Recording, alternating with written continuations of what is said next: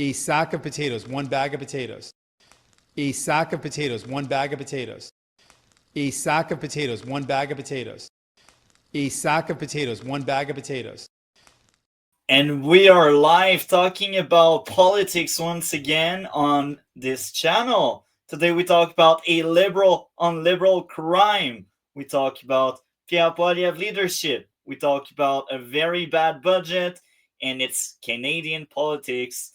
Welcome, Dragon. How are you today? So the dragon is not there. Maybe he's feeding the cats. So this is the perfect segue. No, Oh, I'm he's here. back. He's there. No, I'm He's here. there. I just had myself temporarily muted. No, I was going to tell you before we started that the very key to there's a key to understanding a lot of what goes on with liberals. It's the idea. The funny thing is, your elections, yours is downstream from ours. Ours just we do have we have more pomp and circumstance. We have to dig through the minutia of you think gotcha. Well, you have obvious gotcha politics. We just have a bunch of low IQ people. The issue is itself, as I was going to explain to you, there's a big difference when you have to understand the way the stuff works. It's going to blow up about. See, in the U.S., we just had the budget crisis in this week. We finally approved our own budget, which we're going to have to do the same song and dance in about 3 months. Because and our own Democrats, the Democrats are like, the progressives are like, you're just not good enough. Because our people are like, oh, we need to get rid of the Schumers. Well, here's the problem. Your liberals in Canada, that the big part, is we're getting conservatives, we're getting the refugees. And by that, I mean the people who are not the left. Personally, I would wish they stay on the left. Because what's going to happen to our conservatives is you got the fallout from the... People still talk about the Tucker Carlson interview with Nick Fuentes, which is what's the real MAGA. Because you got the liberal people in the U.S. running with the story of MAGA is dead. Or they're infighting.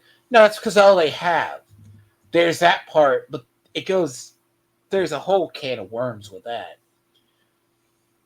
But there's also the downside is liberals are also trying to cover up their swamping or weird stuff in the midterms. Not midterms, or I call it midterms. But the election leading to the midterms with Mamdani, yeah, they got a governor, but there's also people who in Virginia willingly opened up. She literally has a statement where she says she wishes death upon her opponents. Wow. And people voted for her. That's crazy. Wow. People actually voted for her. Said people are crazy in the States. I'm glad it's not like that here yet. That's how far the left has gone. Now, the problem is conservatives have taken in the refugees. Yeah. And you cannot reason. I'm not saying classical liberals are bad people. The problem itself is Democrats largely have become the party of the activists and the scholars. Extreme. They're basically like, think of at some point in the U.S., they thought young white men was their demographic. You can't afford that up in Canada. Down here, they can go to the import people. I mean, we have the whole thing this week, too, about the change in the H-1B visa stuff. Which is interesting, too, because this is in the budget. There's been so much going on this week. But, like, our own conservatives here We've just taken in all those refugees, and half those refugees are either going to become new social conservatives, or they're going to just play conservatives, and we're going to have to do a rhino cleaning out again. Rhinos are what we call Republicans in name only, which basically we're going to be dealing with your kind of conservative, because everyone's fleeing the liberals in America. I'm not surprised. Because of the progressive politics. Because the moment you tell a normal straight person they're not as valuable as a queer QIA activist, and you have to justify their delusions, that's what's hurt the Democrats. They don't realize it. Now, then again, both sides have massive unfavorability right now. I wish that was like that here in Canada. Anyhow, What do you mean? This is the segue. Yeah, it's good, because you have to realize, as much as your Canadian politics is a little bit more simplified than ours, I have to weave through your politicians know how to talk. Don't know how to talk, I should say. Our politicians know how to talk and not come off like idiots. Most of the time. They know how to, in settings, present stuff, unless it's off-candid and you want to dig through it, because our social media is largely what most people learn about through politics, through our government, through largely what they see on Twitter. Right now, Trump's been able to be successful by overloading people, but the problem is our liberals have been taking L's, but every time they take L's, like Antifa and Black Lives Matter blew up in their face.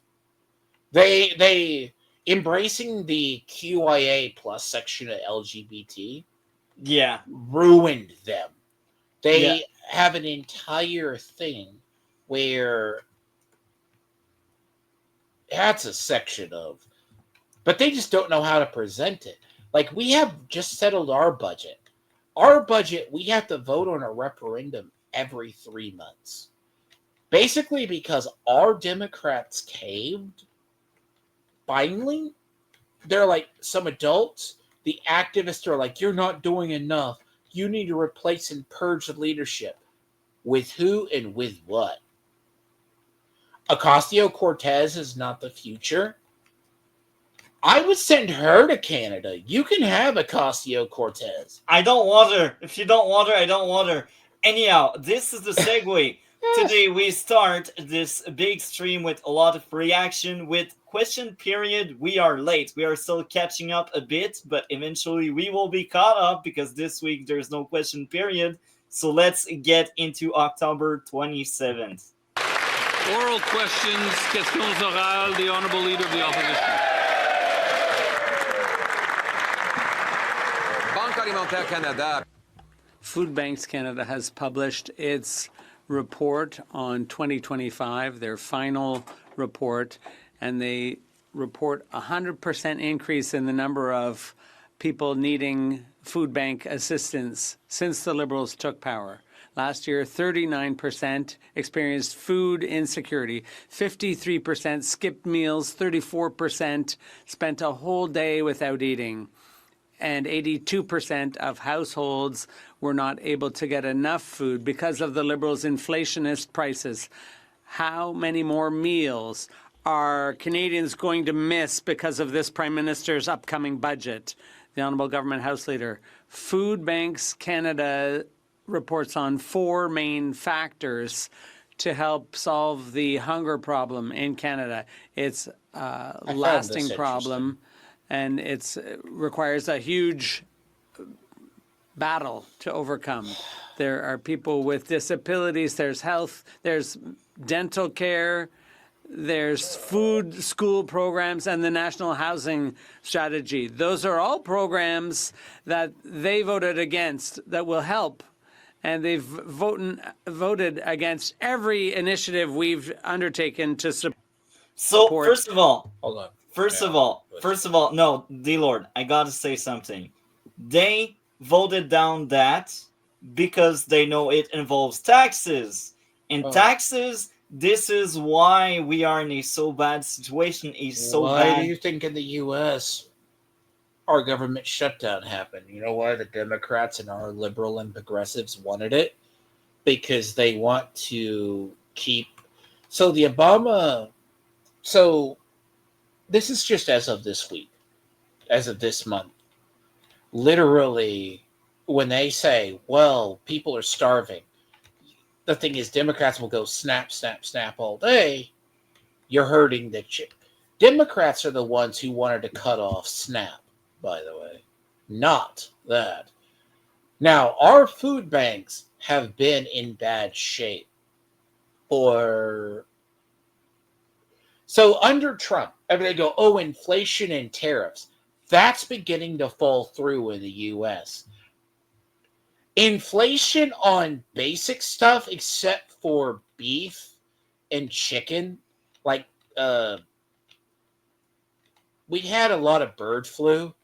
So if the problem is our FDA requires if in beef, if like any animals get infected, you have to euthanize them, and it would require you taking entire farms worth of chickens. Like that's caused the price in chicken.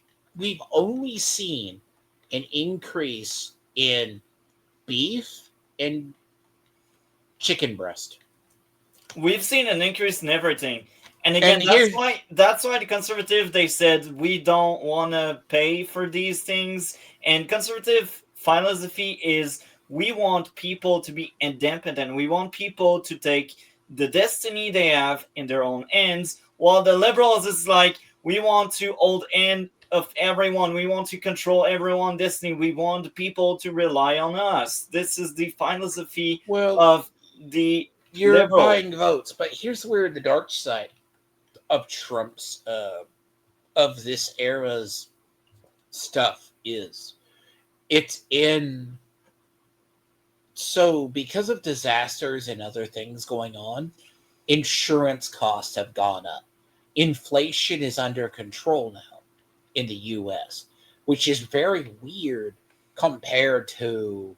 It's not because, oh, Trump gets elected and businesses fall in line. No, this is because we've solved a lot of the supply chain issues. And it's just been that way for a little while, where health insurance is now our problem. Now, the Democrats want to... They did the government shutdown and voted against it because we weren't going to keep SNAP up, or we didn't want... Because there's too many social safety nets draining the budget and causing a massive more debt. They also were trying to get immigrants... Obamacare's... So Affordable Health Care Act is slowly falling apart, where it's been falling apart, but the cost to maintain it is astronomical. And basically, they're like, we're not going to. And we're like, well, about ACH, the affordable, HCHC, basically has to be covered to immigrants. We're not going to vote on the budget. Okay. And the other thing I find very fascinating is how the liberal only ammo is saying the conservative they don't want to give you handout. Like in a normal world, that shouldn't be like an argument, because again, the conservative they want people to be independent. They want the people to be in charge of their destiny, while the liberals, they want to be in charge. They want to micromanage every single thing. And it's disgusting. So let's hear more. The downside of the hungry populace, Multi, is why could Rome maintain its power? Bread and circuses. Yeah. You have circus, but you have no bread, if that makes sense. meaning there's no food. Now, the problem itself is with that is the idea liberals have is they want a populace, let's assume a socialistic, people know their place. They know what they need to do. Prisons don't maintain themselves. Like a prison, think of this as a prison allegory. If you keep the prisoners, you feed them enough, or if you feed them too strong, stuff like that, people rise up. In their mind to control, they also think they know better than everybody. So they keep a population more, they feel a hungry part is if you keep them more docile. Because the issue is, but there's also, they want social safety nets. It's not that conservatives in the U.S. are against social safety nets. We just know when social safety nets are too much. Here we don't, because we always like the liberals and they give too much. What I say is like too much of our money is used in that. So, well, you're what the moment. So the tipping point for an economy is roughly 40-50 cents on a thing. Like, we are roughly spending 38 cents on a dollar for basically, that's something weird. I have to go back and find the exact details. But we're spending that on social entitlements. You're not supposed to just live on them. The problem is we do have long-term disability, what people can't work. But the thing is, that's different than, just because a migrant comes over, because Biden's administration drained all of that. Yeah. It's actually a problem now that SNAP, they just give it away. So let's assume a Mexican migrant comes over the border. We also have Indians invading our country too with it, and specifically Asians. I remember seeing that myself personally. But the idea is, see, I'm able to be on disability, but I'm able to have my own business too. But there's a thing is, my condition falls under long-term disability. Most people are just claiming it and don't qualify. The problem is, migrants coming over let's assume it's Mexican migrants, because I live in Texas. We see majority of them. They have a SNAP card, they have a WIC card, they have 3 forms.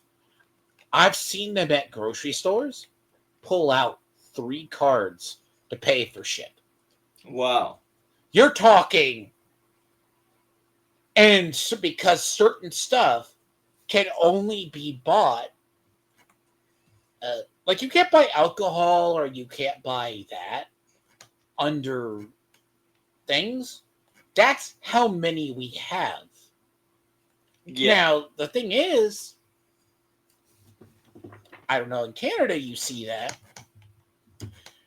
There's an idea that those people are gaming the fuck out of our system. Oh, that's the same. It's even worse here in Canada because nobody has checks. Like, we don't even have ice here. Anyway, let's play more of that now. It's more than just ice. White people abuse that disadvantaged. Shit. The Honourable Opposition Leader. Food Banks Canada, I'll paraphrase what they said, that it took decades to get 1 million people in the lineup for a food bank, but only 5 years to get up to 2 million clients in the lineup. So after 10 years of Liberal rule, there are now 700,000 children using food banks. The Liberal programs just feed bureaucracy, not children. Are they going to force Canadians to sacrifice even more now? The Honourable Secretary of State for Children and Youth. Thank you, Mr. Speaker. I know that Canadians are dealing with challenges, and that's why the government is investing in Canadian families to help them get ahead. Thanks to the school food program, More which tax! we are making permanent, we will alleviate some of the pressures on Canadian families, also through dental care, that's our gaslight. child care program, and the Canada Child Benefit. These are essential measures to ease the pressure on Canadian families. In short, they want to tax you more. This is exactly what's going on. And every tax is justified when you are a liberal. So let's... It goes a little bit weirder than that. Because, okay, in the U.S., it was when Obama came into office, it was his wife. So SNAP has kind of been around. We used to just call it WIC. It goes through various like stages of whatever they want to call it. Okay, there's a belief. I'm sure when you went through school, did you have a free lunch program? Nope. Okay, so here we have what studies happened. They said people mainly eat, they don't eat at home. They eat at school. And the studies would go from, if you don't have free lunches at school, the child can't learn properly because they don't have the nutrition. Now, following that, right? So they did the free lunch program. And this is really legit, by the way. This is how it's happened over the years. They basically have, their idea is when children are at school, they eat. Then the problem is they go with the poor. The poor cannot do well because you can't learn on a starving stomach if you're starving. And there's studies that kind of say that, but they run with it.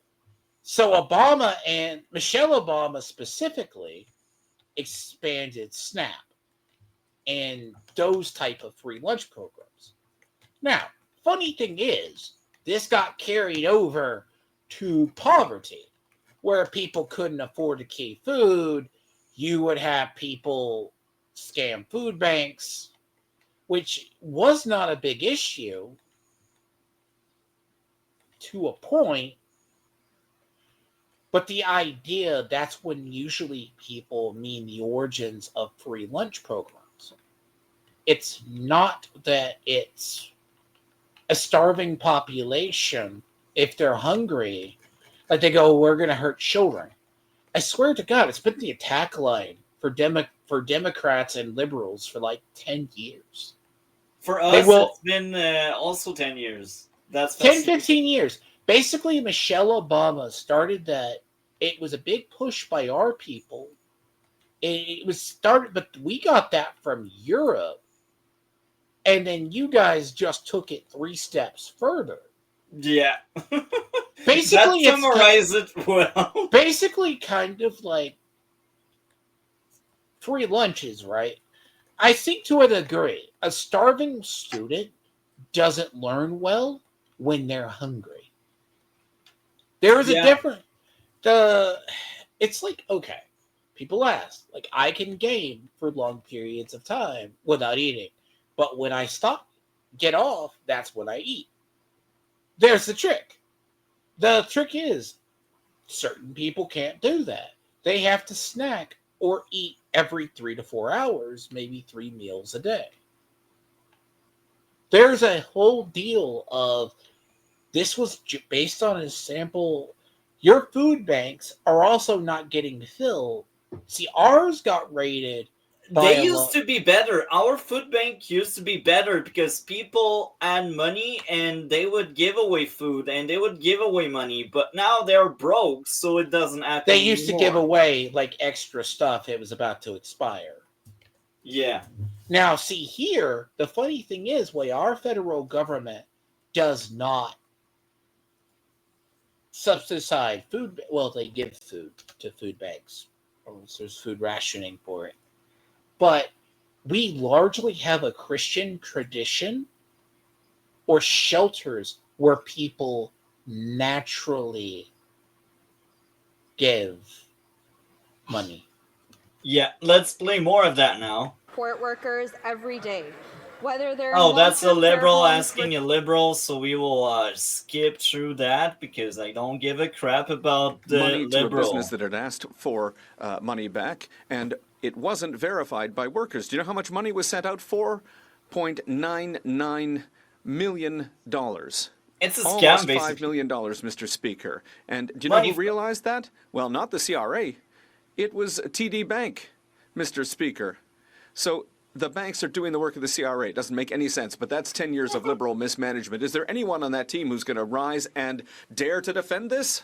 The Honourable Secretary of State for Financial Institutions Speaker, and the Canada Revenue abuse of the Agency. tax system is illegal, and the CRA takes enforcement action when instances of abuse are identified. While we cannot comment on matters before the courts, Canadians can be assured that the CRA is maintaining the integrity of the tax system and preventing misuse of sensitive data. Canada's new government is committed to working with the CRA to More continue to gaslight, strengthen they're the not integrity new. of our tax system and protect taxpayer dollars. Thank you, Mr. Speaker. And The tax Honourable them even Member more. for Edmonton Strathcona. Mr. Speaker, Albertans are being charged $100 for a COVID-19 vaccination while other Canadians are getting their vaccinations for free. The Canada Health Act guarantees access to necessary health services for everyone, regardless of where they live. But this government is doing nothing while premiers break the law and Canadians' health suffers. I wrote to the Prime Minister about this months ago and I have yet to hear back from him. So I'm asking the Prime Minister today, why is he refusing to enforce the Canada Health Act so Canadians get the health care they deserve? L'Honorable Ministre. I will say this. There is a leadership race right now for the NDP because they lost their leader in the last election, and one of the candidates is the girl that just spoke, and I think they should really give her the job. So a lot of these liberal sheep will vote for NDP because, oh, look at that girl. So let's play the rest. I will say, okay, let me say the thing on the abuse of a tax code. Okay, so let's take the problem in the US is not capitalism. So the issue is you're seeing the thing is everyone goes capitalism the bad. The issue is not that as much as corpo capitalism.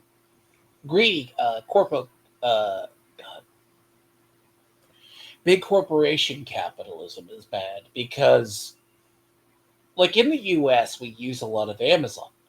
But like there's a point where when you're the head of something, you can abuse the system. Basically, there's a difference between income tax and investment taxes. While rich people don't pay income taxes as much as investment taxes. Investment taxes, literally in the US, the top 1 to 5% pay a majority of our taxes. That should scare the fuck out of people. The idea is you have a system that is falling apart because whether or not inflation's run rampant, whether it's supply chain issues, here in the US, children can still eat, families can still get majority of their food.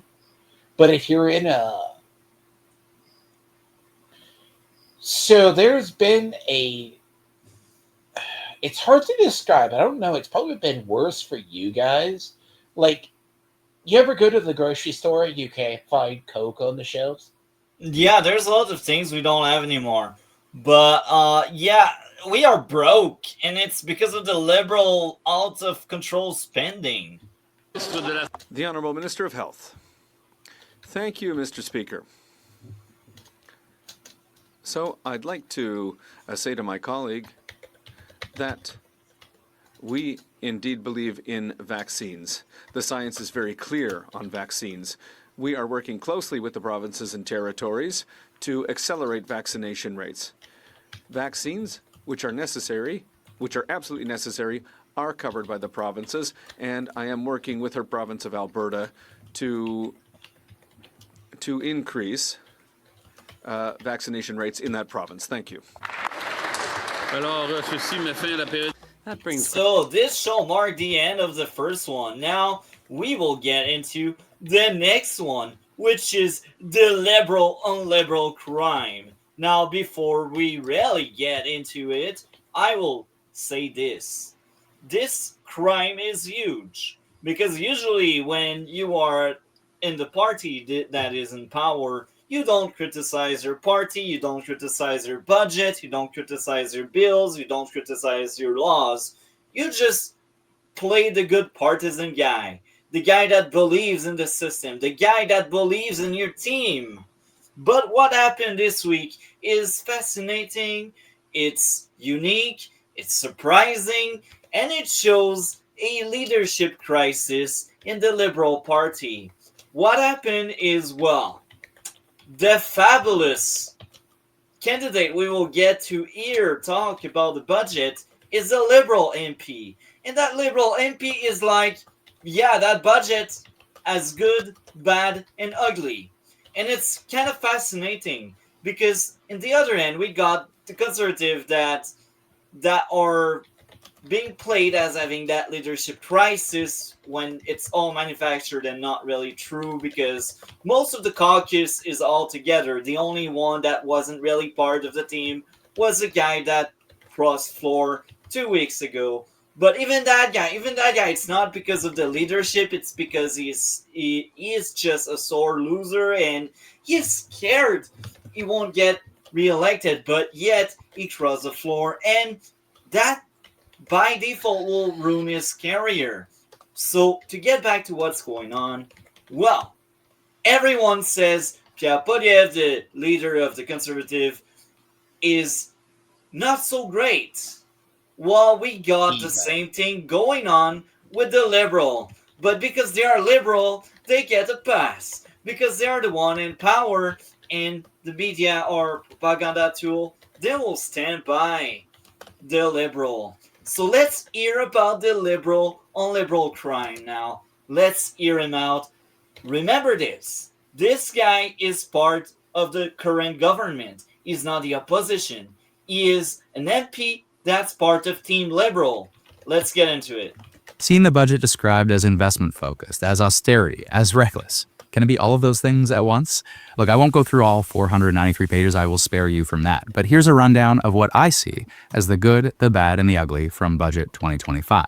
Let's start with the good. In the face of threats, the government is rightly prioritizing actions to secure our sovereignty. That includes support for businesses and workers affected by tariffs, a Buy Canada procurement policy, significant new infrastructure spending, and a huge commitment to the Canadian forces. There are also smart, forward-looking ideas, like the Sovereign Fund for Critical Minerals, taking a lesson from Norway. And there are new dollars for innovation and to attract talent and research from the U.S., whose administration seems intent to run intelligence out of its country. There are also useful actions to respond to. I will respond to this. I doubt it. I think it's the Liberals trying to lie and pretend it's a thing that's going on. I doubt it. Why would they come in Canada? Because in Canada we are broke. Our dollar is far weaker than yours, guys. So I don't know how much of what he just said about people from the USA wanting to come here. Any thoughts on that, Dragon? On which? The H-1B visas or the other parts? The mostly him saying people from the USA, they want to come here in Canada because I'm all for deporting our progressives and anti-Trumpers up there. You can have them. Please no. Please, I relish it because I want them to. Okay, there's a belief amongst liberal people who are far left. They think, okay, That's why I want to show you that thing of younger people, younger liberals that are like coming over from Gen Z. They actually look at China and they think North Korea or these places are fine. What if I told you? One of the, and I was just thinking this the other day because I just like talking about this. They believe the Canadian healthcare system should be exported to the U.S. No, you don't want it. No, here's the thing. So Bill O'Reilly just went on a book tour for his recent book, and he talked to Howie Mandel, who's from up there, and he basically is like, well, they're like, why wouldn't you have healthcare system? Because it would kill our healthcare. Because you remember what I was saying about the Affordable Healthcare Act? It's known. We've had several forms of it, but it killed doctors' options. Because I'm going to ask you this. Okay. What is a wait time for a surgeon up in Canada? It depends if you're lucky and if you're in the countryside or in the city. So if you're in countryside, it can take hours. You have enough time to die twice. If you are in a city, maybe it can take you 3 to 4 hours. Now I will share bits of my story. This summer I had a really bad accident and I got an infection, but I didn't know what was going on to me, and I was bleeding and it was really bad. I was really sick. I wasn't feeling well at all, and I waited in pain for 4 hours before seeing the doctors, and they took 2 hours to kind of realize what was wrong for me. So I spent most of my days at the emergency room waiting, and I was in pain. And I had more than one symptom. It's kind of far away. I wanted to forget that really bad experience, so I can't give away too much detail. But I was in a really bad shape. And I spent my entire day there. And then I spent the entire week. But hey, I spent my entire day at the emergency room. Do you know what's funny? Mandalore. Do you know Mandalore? Yeah. I was checking on him. And Mandalore still going through sick. That's probably why he hasn't been around a while. I've been trying to get stuff with him, but he's been doing that. I can't. He, to get treatment, went to an ER. He nearly was really, really sick. And he basically didn't have a doctor's. There was only one entire doctor all night till the morning. That was the same in my hospital I went at. And the other factor to consider is you guys pay your doctor well because your government doesn't subsidize the hospitals. Here in Canada, doctors, they want to study here, but you know what? Once they get their degree, they get the F out, they go elsewhere because they are not paid enough here. And I cannot blame them.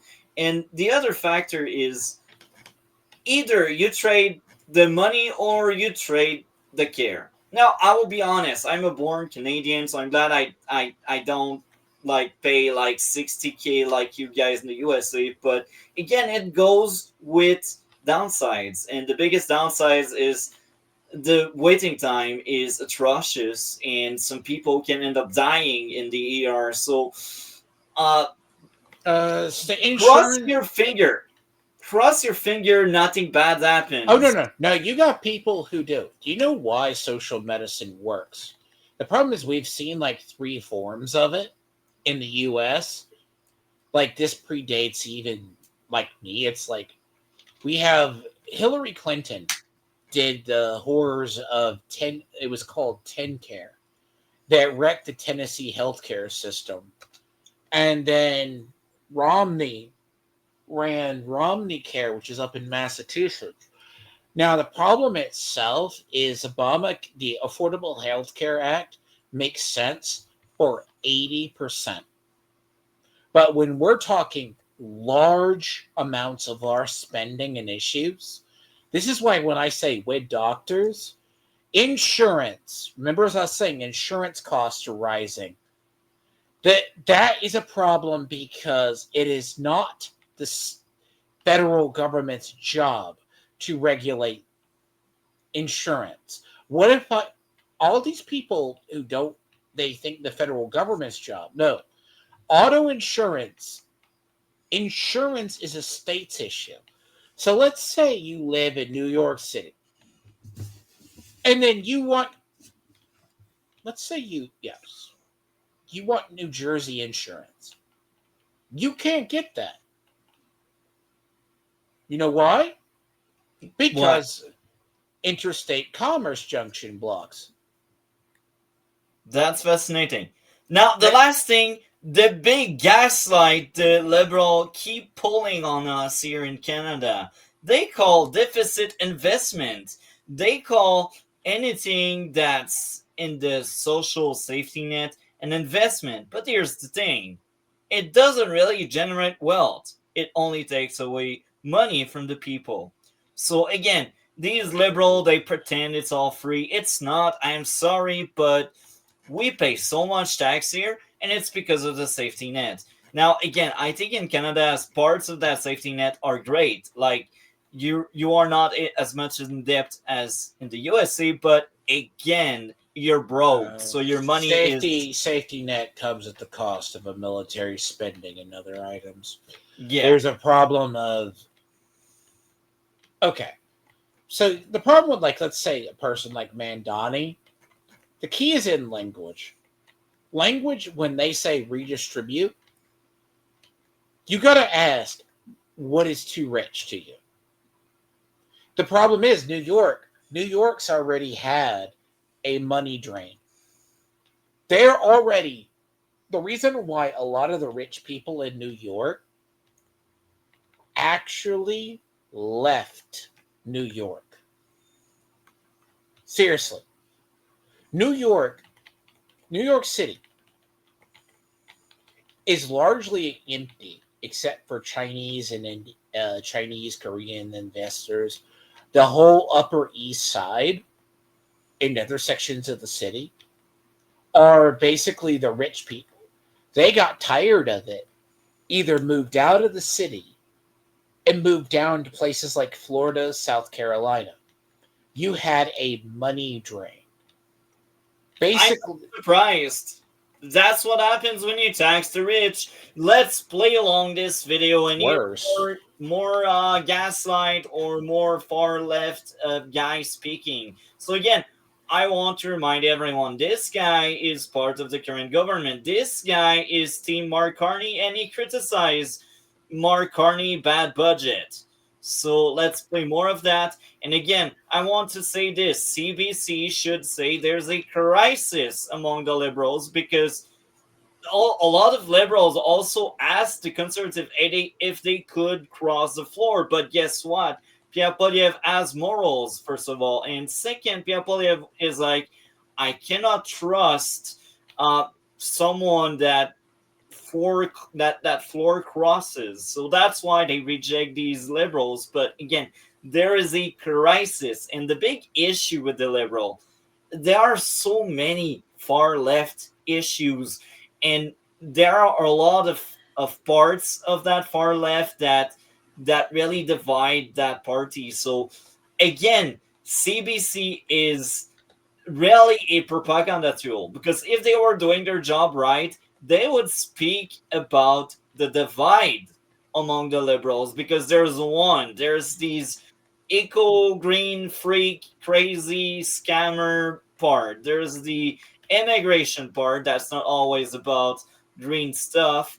And there's the woman's right. There's the trans right. There's the pro-crime people. There's that kind of people. They catch on so many different issues everywhere. There's these people that want to give handout to everyone. There's also these tax the rich crowd, but they are quite small because most of the Liberals. When I talk about the rich fleeing New York, they were already, like, let's say New York. It's not an easy place to live. It's very expensive. Yeah, no shit. And I'm not surprised. The issue itself is these were people. New York is a major commerce city. And the thing is, it's weird when you start looking at like how it comes down to a lot of these people. It's not like they just got tired of it. Like, it's not that Americans hate taxes. Okay, it's just the issue of it's just type of taxes you pay. If you pay certain type of taxes, bring the wealth drain on an area. It's so California, right? So there's also a downside to it when these people move. The downside to itself is they take their politics with them. That's why we're seeing areas that are like conservative, like let's say Georgia. Georgia was close to, I want to say Georgia was like, see, Georgia's largely a military base. Yeah. And it's when you have military bases where a lot of people, they just want cheaper to live. Because if you're paying in like New York City for an apartment that's the size of basically a cardboard box to live in, you're paying what, $2,000 a month in rent? What the fuck's wrong with people? Like, you gotta get like that in Canada, but worse because we got winter. The thing about this, but that's funny. Like, that's I know, Dragon. I know it's hilarious. People. Let's play more of that. To rising youth unemployment, to support PSWs, to protect the Canada Disability Benefit from taxation, and more. There's lots to like in many ways, and more generally, I welcome the focus on productivity, both to drive economic growth in the private sector and to get the most out of public services. Although yes, care is... I think a liberal here in Canada that speaks about the private sector is so hypocrite. These people put so much bureaucracy, so much red tape. No private investor with a sane mind, no private investor with a brain that is functional wants to set shop in Canada. It's a nightmare. To build something in Canada, it takes 17 years. In Canada, there's so much taxes on everything and everyone. It's just, you want to be broke, make a business in Canada. So when he speaks about attracting private investment, I just see gaslight all over the place because, again, the liberals, they are not friendly to private investment.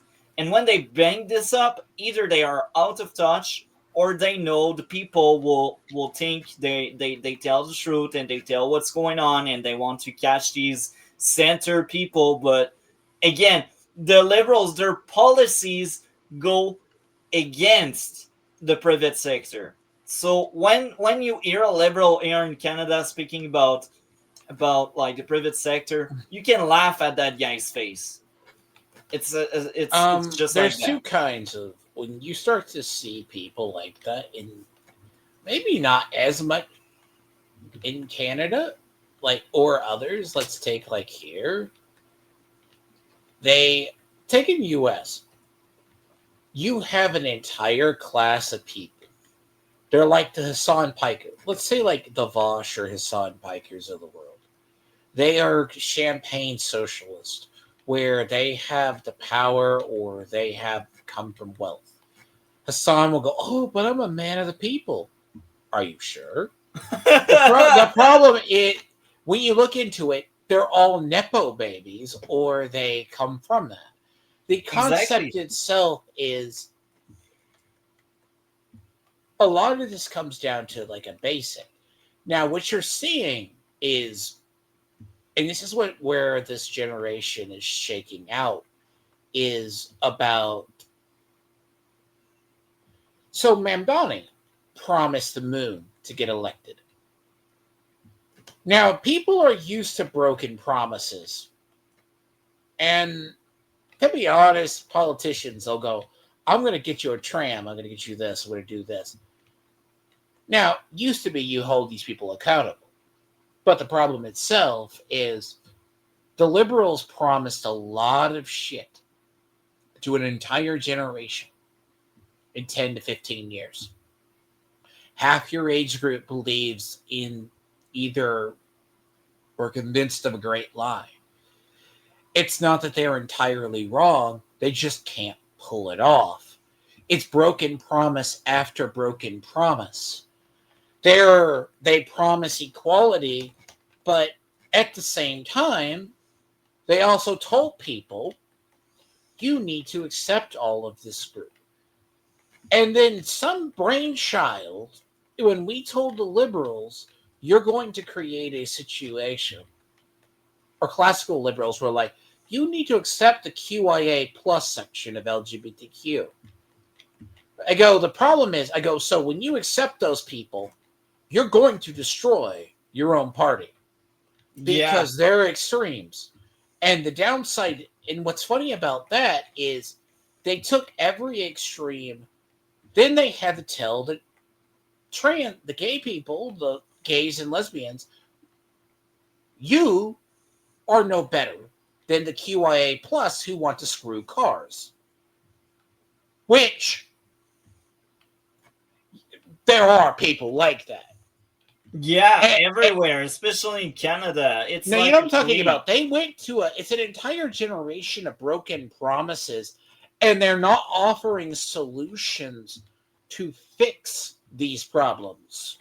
The issue is itself is you're either left with problem solving unto yourself.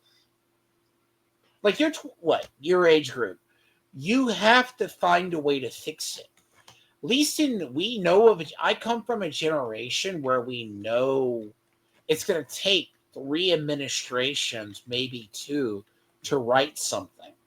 But you can course correct a budget because just a basic governmental attitude shift with a government that knows what it's doing, you have faith in the people. The issue with you guys, when you're in end-stage liberalism, is it's the Rome analogy of bread and circus and bread. You could easily, the Romans would trot out gladiatorial games so the poor and the destitute don't look like they're squalid and shit, basically. Bread and circuses. There's only circus and no bread now. And the problem itself is the populace. That's what eventually doomed Rome. That's fascinating. And it makes sense. Let's play more of that liberal on liberal crime right now. Required to ensure those efforts don't go sideways. Now to the bad, or more fairly, where expectations were set at a level that we failed to meet, including on the question of generational investments. First, stalled climate action. I will mention that, and we will play right after this. But climate action. When I see generational investment, I should say, I see my kids and my grandkids paying for this crap. And it's true. Many generations will be stuck with the bill because this is all we do in Canada. And yes, Canada's 2025 budget makes placement in progress and climate. It's hilarious. That part is hilarious because we are the last Western country that grasp on that so much. And you know why they grasp on that? Dragon. Yes. We grasp on that because Mark Carney has shares in Brookfield. We grasp on that because we had the Liberals for 10 years. They've been preaching at it. They were saying it will make you rich. So they need to die on that hill. Otherwise, nobody will take them seriously anymore. Now, what I say is, you know what? If the Liberal lose the next election, clean house. Get out of Parliament all of these far-left climate freaks and tell them to, I don't know what, join Greenpeace, I don't know, but like, they don't belong in government because they ruined our economy and we cannot take them seriously. So, the funny thing about green policy, I was told in 2000, see, I'm 40, bear in mind that's my age, I don't care if people know that. The idea is, these people, I was told by the great Al Gore New York's going to be underwater in 5 or 10 years. New York And should it's be not underwater. the case 20 years later. It's We not. get The basically the world should be underwater. Oh, we're going to see this. Climate's going to do. You know what wound up happening? A lot of people started. Obama came in. We need to invest in alternative energies. Why do you think the U.S. went with natural gas and oil? That shit takes a lot of oil companies have to reinvest money they get back into exploration. And as much as they were making money, like the Saudis weren't making money. Like there's a whole thing in they talk about actual you want alternative fuels. That takes 10 solid years of research. And everyone told people this. You have a whole bunch of people, you go, oh, we can't burn coals, but we want electric cars. How do you have an electrical grid without a coal power plant? And I will piggyback on that. I will add a lot more. So the big issue with all of the green energy, first of all, Canada sees a lot of winter in most of Canada. We got winter 6 months a year. So in these 6 months a year, the Dragon, let me finish. Yeah. These 6 months a year, we cannot rely on solar energy. I'm sorry, but they are not as effective during the night, and it's mostly night during the winter. The other green initiative that's not so great here in Canada is the wind energy. You know why? Because when it's winter, it's so freaking cold, it breaks the machine. Not only that, but it's really a nightmare to clean these machines and to make sure they still work, despite all of the frozen component and all of the ice. Now that's about the energy. Now about the grid. The grid. We don't have a grid good enough to sustain the population and cars as well. We are not there yet. Yet they still want to push for EV mandate. And it's kind of hilarious. That goes back to private enterprise and how it's dying in Canada. We got a lot of car makers that are begging the government to stop with the EV mandate. That will destroy business. And guess what? They didn't really remove it. They just postpone it.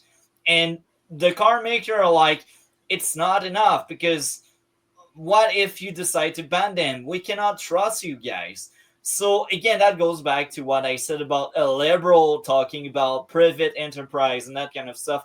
It doesn't work under them. Here in Canada, it just doesn't work. Now, my last thing I want to say, then I will pass you the mic after. My last thing is climate change is a thing, right? It's a thing. Yeah. It's true. But here's the thing. There are a lot of things that debunks it. I think the planet had cycle before the humans were there. We had an ice age. We had a warmer age. And guess what? 100 years ago, it was 5 degrees warmer than right now. So all of these factors are just laughing at climate change. Yes, the planet changed. Yes, humans pollute and destroy the planet, but the planet will outlive us. Don't be a fool. The planet will outlive you. That's how I see it. So, now I'm not finished. What I will also say, Canada is small. China does most of the dirty stuff. China destroyed the environment. As much as here we want to try hard to be green, it doesn't matter. China doesn't give a crap. And they pollute so much more. India doesn't give a crap. They pollute so much more. So again, the green agenda, it's for scammers that want to make a profit. It's for the corporation that are invested in that business. It's not for the planet. If you really believe it's for the planet, you are naive. You don't use your brain. You are a sheep. Now I will let you talk on that. You were actually very surprising. That's actually a good answer from you. The thing is, how do you have so in the UK they want to build solar farms. Solar farms, like you have where, because you're close to the Arctic area, And during the Arctic area, like or Alaska, large sections of your winter you don't see sun. Yeah. So solar farms are absolute shit. And the thing about when they talk about alternative energy, the idea is this has been something I would say has been a bigger deal for like green energy policy. They talk about having electric cars, all of this mess. California was finding out you need it. Because let's say you look at China in the span of 30 years. Let's assume the Chinese did the entire Industrial Revolution in about 40 years or 50 years. In about 30 years around in the US between 70s to 2000s, they sped run the entirety of the Industrial Revolution that the West did. They have so much industrial pollution, their countryside is terrible. And this is known fact. They have where they open up a coal power plant a week. I'm telling you, this is what they don't tell the outside world. They open up like a coal power plant a week. Yeah, and again, I will go back to what I said. You are a sheep if you think you can outlive the planet. The planet will outlive you. You are a sheep if you think the rich don't benefit from making you broke. You are a sheep to think Canada can really matter in climate change. We don't matter. We are dirt. We are in the middle of nowhere. China, India are the big polluant. Even the USA is not as big in the pollution. So again, climate change does exist, yes. Is it only caused by human? I don't think so. Yes, human activity can damage the environment. We've proved it. We know it. But the planet already had climate change before the human were even able to light up a fire. So again, I think the green scam is disgusting. Thank you, Bill Gates. I just wish more leftists would speak out and say, you know what? Let's stop pretending we matter. Let's stop lying and gaslighting the people. The green scam is a scam. So what's funny about a lot of the, so what happened with a lot of the climate change activists, what happened with them, which is really funny, in the scientific community, there's this thing called consensus. So in the funding, when you want to realize the issue with green agenda, the entire green agenda itself, is there's very much this case of if you do not go along with, let's say there's a scientist, they don't go along with what it is.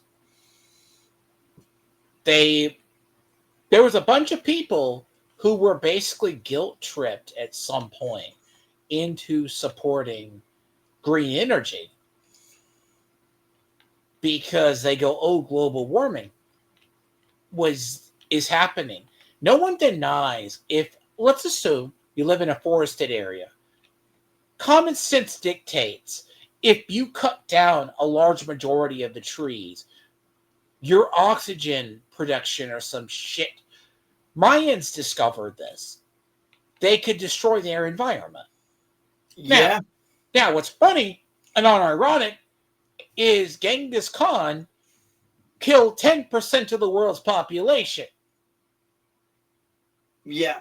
And I will speak on the trees. A lot of the fires are because we don't cut enough trees. I'm sorry, but the trees are important. But if you got too many of them, you have a crazy wildfire. The worst places with wildfire are the places you don't control your wood and your trees. No. You were supposed to be a decade and plus ago, like in California.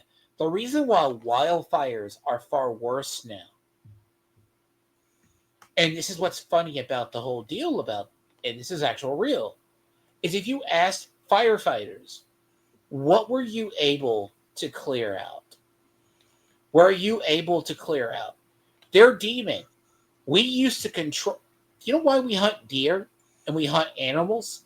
Because we are hungry. No. Part of it's food, but it's Yeah. also we allow hunting to a degree because it helps regulate the population. And that means animals left to their own will overbreed and eventually die or kill an area. The same thing is animals do it. We, as far as our policy, everyone acts like forests are burned because of the fact if you don't clear out the brush in the dead wood, create fire lanes, or fire lines, sometimes they're called. Yeah. Fires rage through entire forests. Yeah. And cause massive amounts of damage. And pollution as well. Yes, the smoke. It's hilarious. It's hilarious. One of your last major wildfires caused smog pollution down through us. Yeah, that's the truth. And again, the green freaks, they don't realize that, or they know it and they just think people are too stupid. And people are actually too stupid. Let's play more of that. I don't want to be too dismissive here, as the Canadian Climate Institute rightly highlighted the importance of a strengthened industrial carbon price. But apart from that promise, there was nothing new. Yes, we are moving forward with strong methane rules and clean investment tax credits, and these are key pieces. But we are also cutting tree planting, moving away from an emissions cap, winding down greener homes, and the budget offers no new money for climate action. On housing, we've got the beginnings of Build Canada Homes, a tax cut for new home buyers, and some dollars for housing-enabling infrastructure that are important but unfortunately very unlikely to move the needle on development charges to a degree we would like. It falls short of these specific promises in our platform, and it unfortunately falls well short of the wartime effort that many of us thought we'd deliver. Now, the fiscal frame of spend less to invest more is actually one that I like. Operational books generally in balance, and a capital deficit spending more easily justified. So he's in the right party because he agrees with gaslighting and lies. Because again, investment is a lie. It's not an investment. I'm sorry, but you're not getting that money back. You paid your person and that person provided you the service. It doesn't give you back money.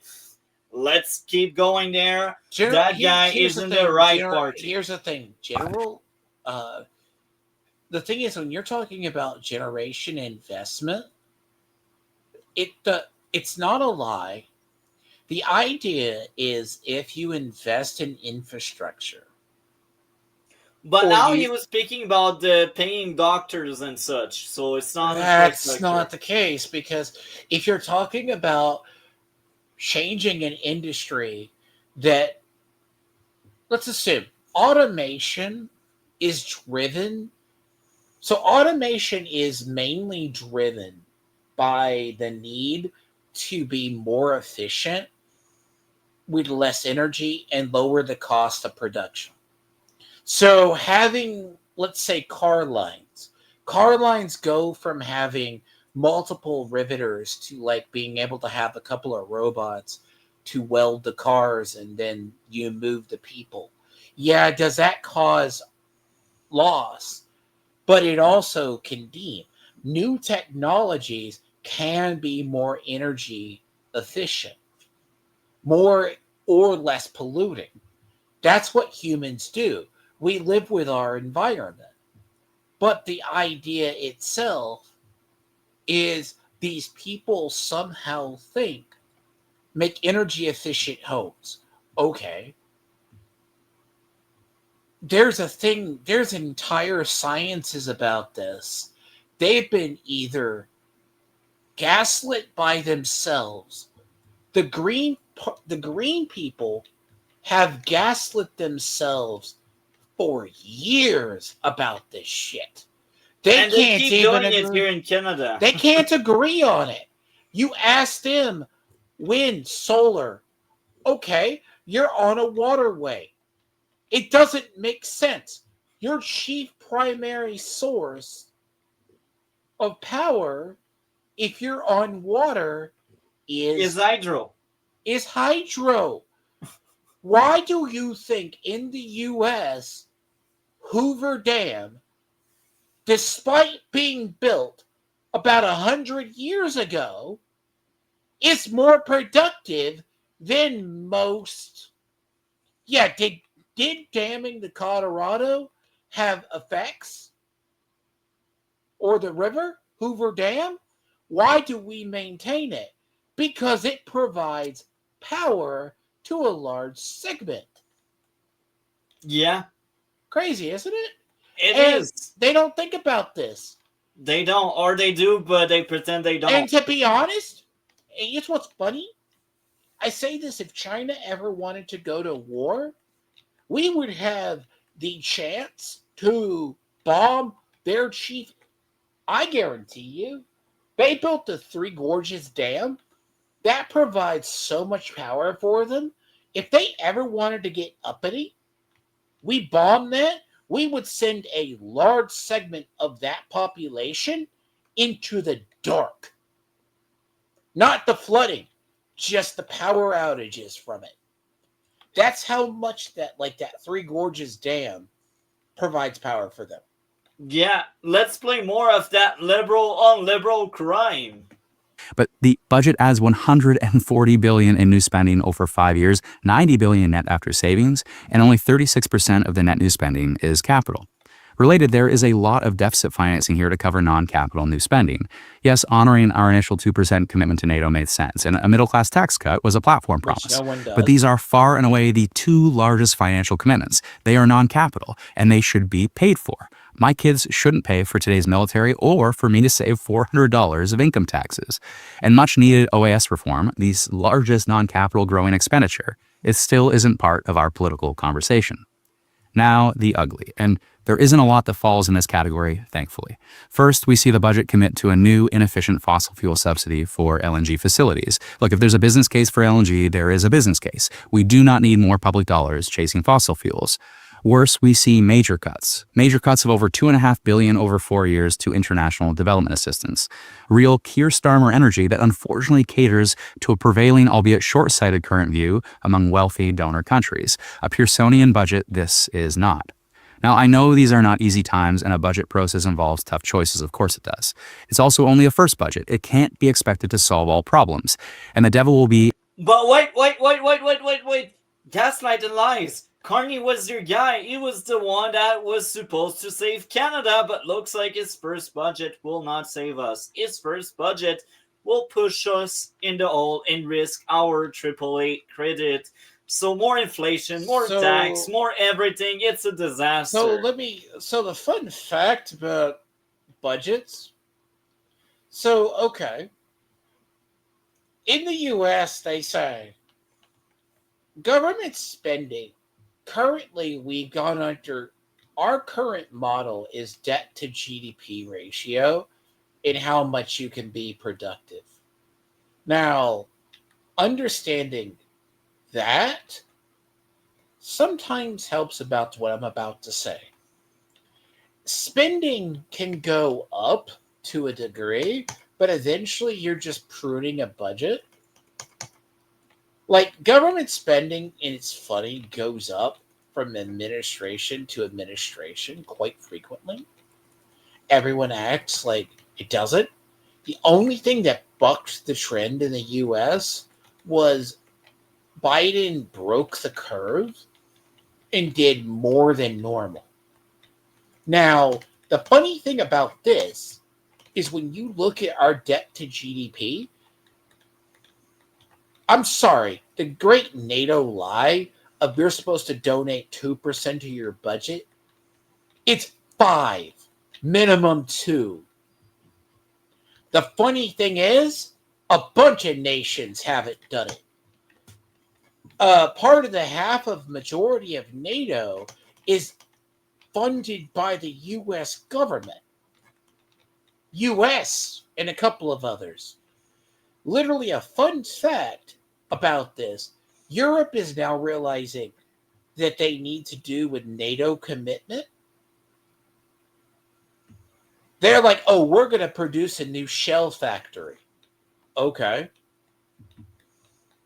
It's only going to make these amount of shells. That doesn't even cover a firefight, a minor firefight in a war. Now, if you're talking about that, yeah, national defense, yes. National defense is usually the cost of social spending on that comes at the cost of military spending. But you should do a minimum of 5% for yourselves. Just to defend yourselves. So in also, let's say NATO, give them what they're due. They don't ask a bunch. No one's made that commitment for years. And if they say that, when they talk about, this is why I want to delve into this budget myself. They talk about green spending. Green energy jobs aren't creating jobs. Because to do that, to do green energy, you know what you have to do? You have to tell coal miners you're not needed. But they don't realize coal and oil is used more than anything. Petroleum is used to manufacture plastic bags, straws. They don't understand the means of production. That's the level for you. I'm not surprised they don't. You know what's funny? What if I told you oil is used in almost every product as a base of certain products? I'm not surprised. It makes sense.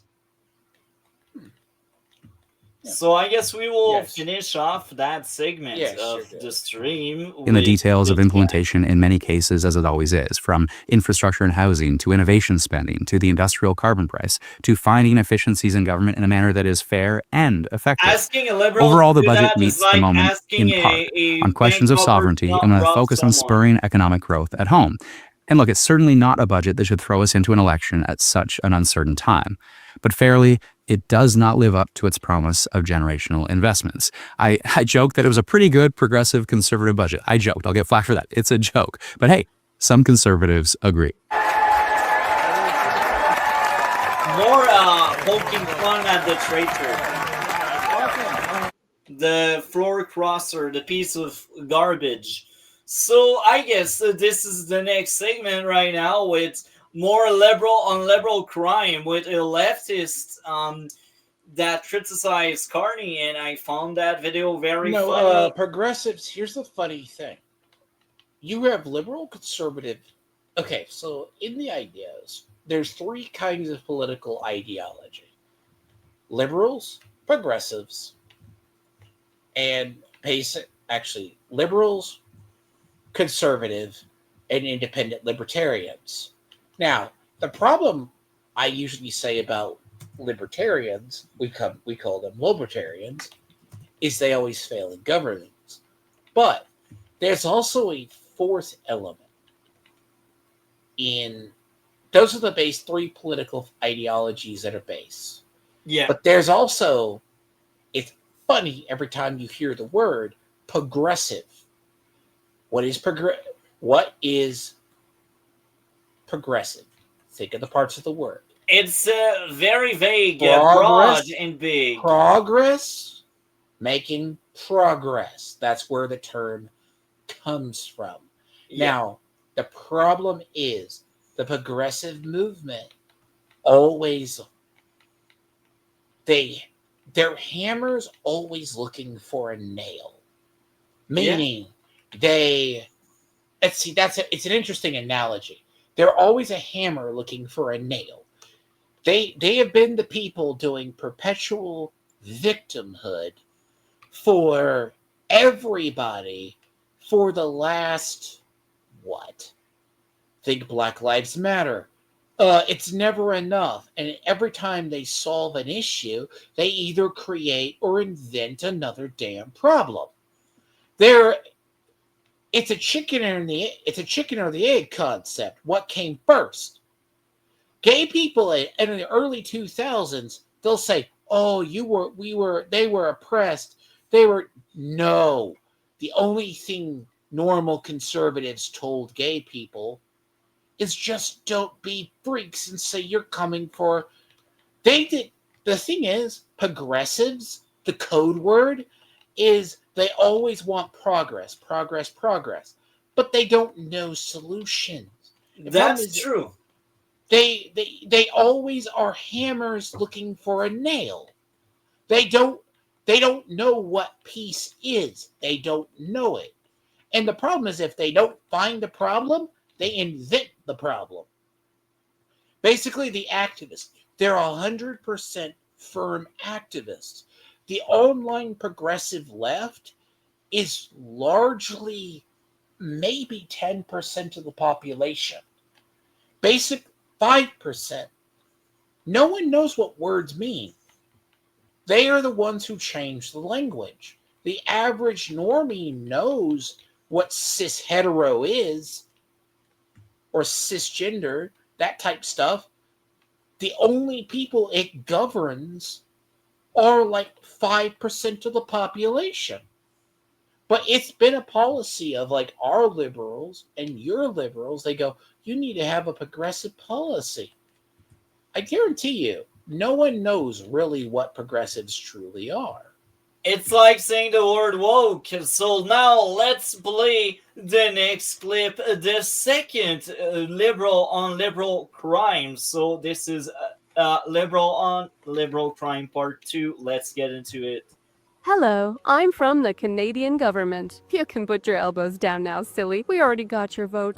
This is perfect. This is absolutely perfect. Leftoids are losing their minds because the liberals weren't exactly what they voted for. This is what happened when you spread too thin and you have so many segments. Ladies and gents, welcome back. My name is Clyde. If you're new to the channel, hit the subscribe button. Hit that like on the way in as well. Let's get into today's story. Now, this is from a group called the Juice Media. Now, if you don't know who they are, well, you're probably not Australian, because this is actually an Australian group. This is a group of leftoids that started their own sort of Onion. I guess the Onion, they lost their mind. They don't do parody anymore. Now I guess these guys are taking up the realm Onion, of let's do parody, but with like a... Pause a sec. Do you know what the funny thing about the Onion? The Onion was satire. The issue it was originally satire. Now it's just the satire became reality. That's exactly what's going on here with this second liberal on liberal crime This tonight. is the thing. The Onion was meant to be like there was. The funny thing is, there was like segments people would pull from like what was the Onion News. And liking it. And then the issue is it all just became subtly reality. It's the problem when the satire becomes the reality. Yeah, let's play that second liberal on liberal crime. You're good. Unhinged leftoid tinge to it, but this is what they do. Australian company that produces contemporary human rights and social political satire. They're social justice warriors, these ones, that are known for their internet series Honest Government Ads and Juice Recap News. But yeah, they've mostly gone with these Honest Government Ads. Well, they put a few out about Canada, and well, just to show how leftoid they are, here's their TikTok. A recent one that came before, talking about, well, just have a listen. Hello, I'm from the Canadian government. We know you're worried about President Trump's threat to grab Canada by the pussy and turn us... leftoid. And it's kind of hilarious because the way the liberal had been ruling for 10 years now is making sure the U.S. can actually annex us easier because our economy is down the drain. But hey, Trump bad, let's vote liberal because liberal are the reverse of Trump. Sure, it will work out well. Here's what my thing is. I'd have to see more of their stuff. Are they satirists? Or are they... The thing is, there's a They think it's satire, but they really believe in that. Okay, the term leftoid. Okay, you have left-leaning and leftoid. Leftoid, see, you can't have rightoids. Rightoids don't exist because you'd assume right people are terminally online. We call leftoids the people who are terminally online. Yeah. So there are many of them. That's like the people who are glued, like if you're out in public, they're glued to TikTok, Instagram, and that. They're a large majority. Like, if you ever really want to change a culture, cut those damn places or change them, because they're like, someone sees something stupid online. Oh, it must be like, I said this to somebody the other day. Do you really think Trump wanted to invade Venezuela? No. Did we really want to annex Canada because we blow up drug boats? No. No. And I will also add this about annexing Canada. It's the most stupid idea for the USA to do it, because if they do it wait, let me finish, D-Lord. Yeah, you're good. So if they are smart and they really want to annex us, don't give us the right to vote, because if Canada end up voting, the Republicans are done. They are over. They will never be in power anymore. You got too many. It's kind of like we said. This is actually why the Democrats. This is funny. This is actually why when we were saying the Democrats wanted to flood our borders with a bunch of leftists, like, okay, usually second and third generation migrants, depending on the culture, vote very liberal. It gives them the fucking election majority. But this is actually what caused the Democrats Democrats and liberals in our country. They forsake the white population. It turns out the black population and other people, except for a couple of them, aren't entirely your sympathizers.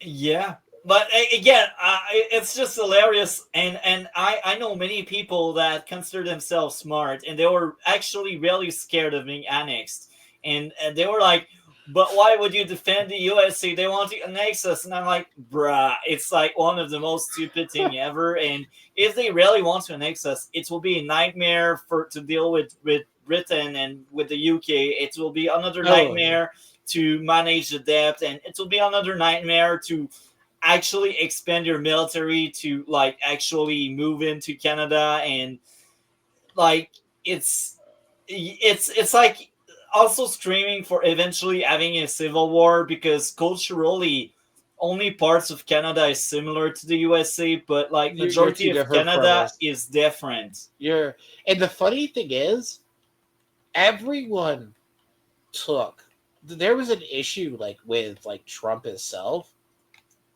I've said this, I've noticed this. I've said, if I ever say TDS needs to be studied. Even conservative here in Canada have TDS. I'm telling you. TDS needs to be thoroughly. Trump derangement syndrome. It has broken an entire generation of Hollywood people. Everything underneath the sun. There are actually people. So Trump actually has been doing his, which would have been his last 4 years. He was just saying weird, dumb things. He knows it's actually distracting them, but they gather on to. Okay, so basically, he's spamming the entire policy with various weird bills. Some that he knows the liberals will glom onto, so he could get other parts of his agenda passed that he knows that they can't block. But then the people glom on to the dumb statements, like, we're going to annex Canada, we're going to do this. And again, that's a big mistake if they end up doing it. But hey, we got the TDS that's overtaking. Do you remember the he said he was going to annex Greenland? Like, fuck. And that was like, all conservatives go, bruh, you fell for that? What the fuck? That's an IQ test. The liberals, like, I literally they have all of these degrees, and it looks like they don't know how to use their brain outside of the field they studied on. No. There's a difference between wisdom and streetwise or common sense. Yeah, exactly.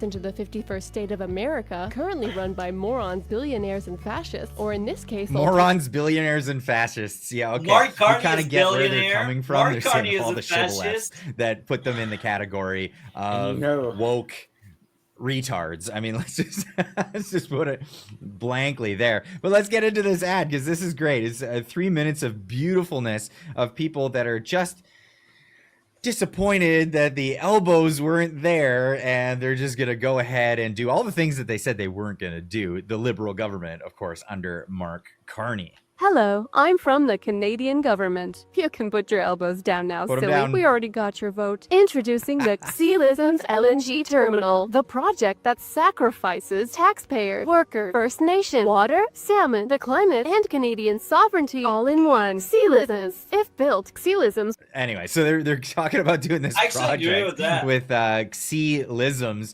LNG. If they go forward with this, it'll be exactly what they said they weren't gonna do.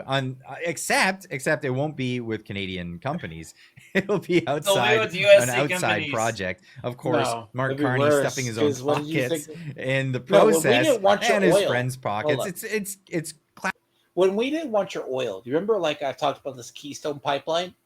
Yeah. When we were the Keystone pipeline, the reason why we wanted it was we have to ship oil from Alaska or Canada from up in the regions by either shipping or by pipes to certain areas, to our refineries.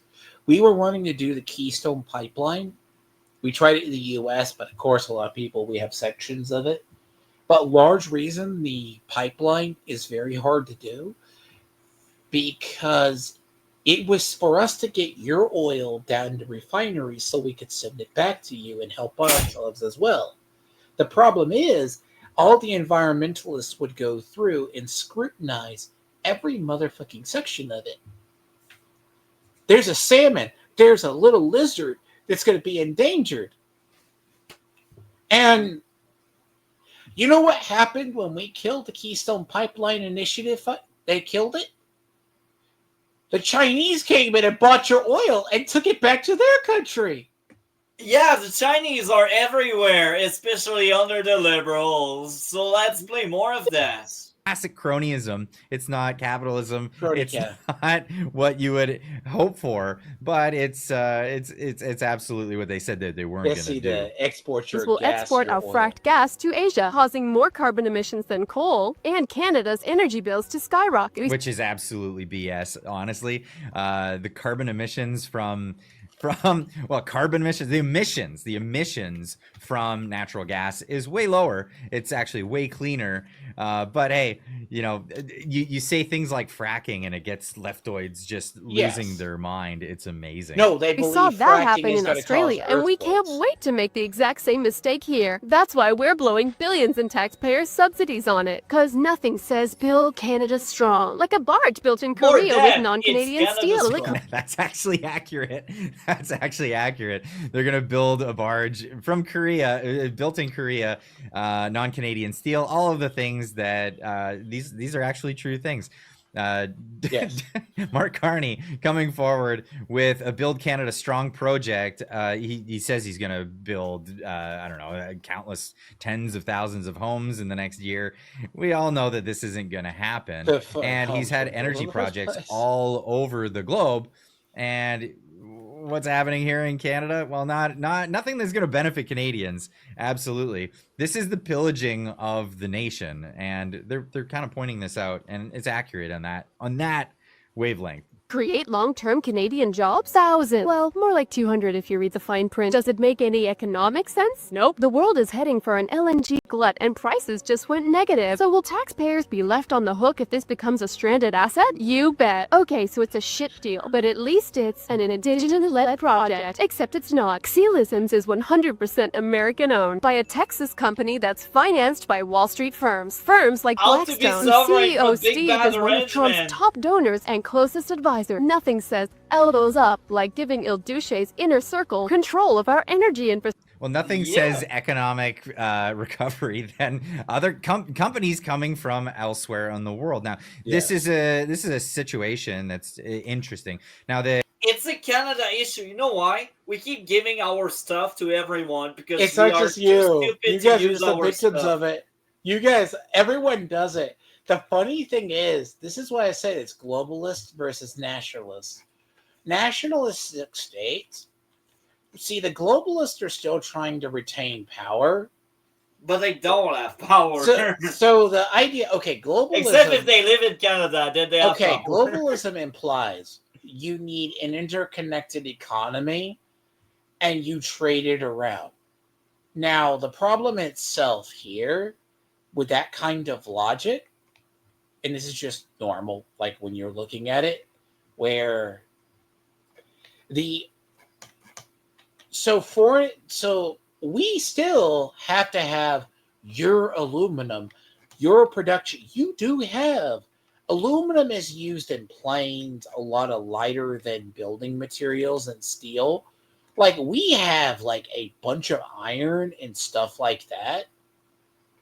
But we still have to go to you guys for certain things. There's a reason why, like planes or lighter things. Now, the problem itself is you guys are just more rich in it.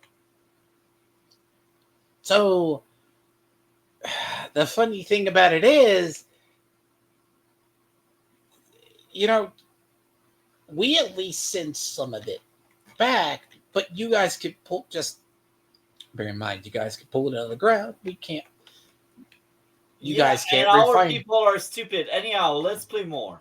Austrian economists, they call this regime uncertainty. A lot of Canadian companies, or a lot of companies from around the world, let's just be honest, do not want to invest in Canada. And it's largely because, well, you could come in with plans to build a pipeline, throw billions of dollars into Canada, and the government will just snap a finger, and your investment is wasted. So the government has to come in and start doing these things unilaterally on their own, and then they'll get their friends, their crony friends, to come in and reap the benefits of these projects. But this is where it's coming from. Infrastructure, and Apollo, whose founder Leon gave Epstein $170 million for tax advice. While leftoids love to bring up Epstein when it's somebody on the right, and they don't like to bring up Epstein when it's, I don't know, Bill Clinton or any of the major people on the left that are implicated in that stuff. We've seen recently there's lots of insinuation that Trump was with Epstein, but then the files come out and there's absolutely nothing. In fact, some of the news media is running roughshod. They're trying to apologize, or they're at least trying to get ahead of it now. Like we've got the CNN saying, wow, CNN is so petrified of a lawsuit that they're now fully exonerating President Trump of any wrongdoing in the Epstein thing. Here we go. That mentioned the president. And we do want to be clear, the president, Trump, did not receive or send any of the messages, which largely predated his time as president. He's not been accused of any criminal wrongdoing in connection with Epstein or Maxwell. Getting ahead of any potential lawsuits on their own on this. Also, one. Democrats leaked the new emails. chilling on his pedo island. Oh, look, Leon even wrote Jeff a birthday poem, which reads, blonde, red, or brunette, spread out geographically. At this net of fish, Jeff's now the old man in the... Hello, I'm from... Turned out to be a complete fabrication, but whatever. Keep peddling this as real news, of course. The government of BC, where even if you're a pedo-loving mega shitbag, Dave says, we welcome you. In fact, wow, okay, that's some harsh things. See, this is supposed to be the champion of the leftoids, and the leftoids around the world are looking at David Eby as exactly what they said. David, It's amazing. It's yeah, amazing. They'll eat Prime themselves. Minister of, He's so desperate, he'll British even build Columbia. you a new transmission line so you can hook up xylisms to our hydropower. Don't worry, taxpayers will pay for it. So what if It's true.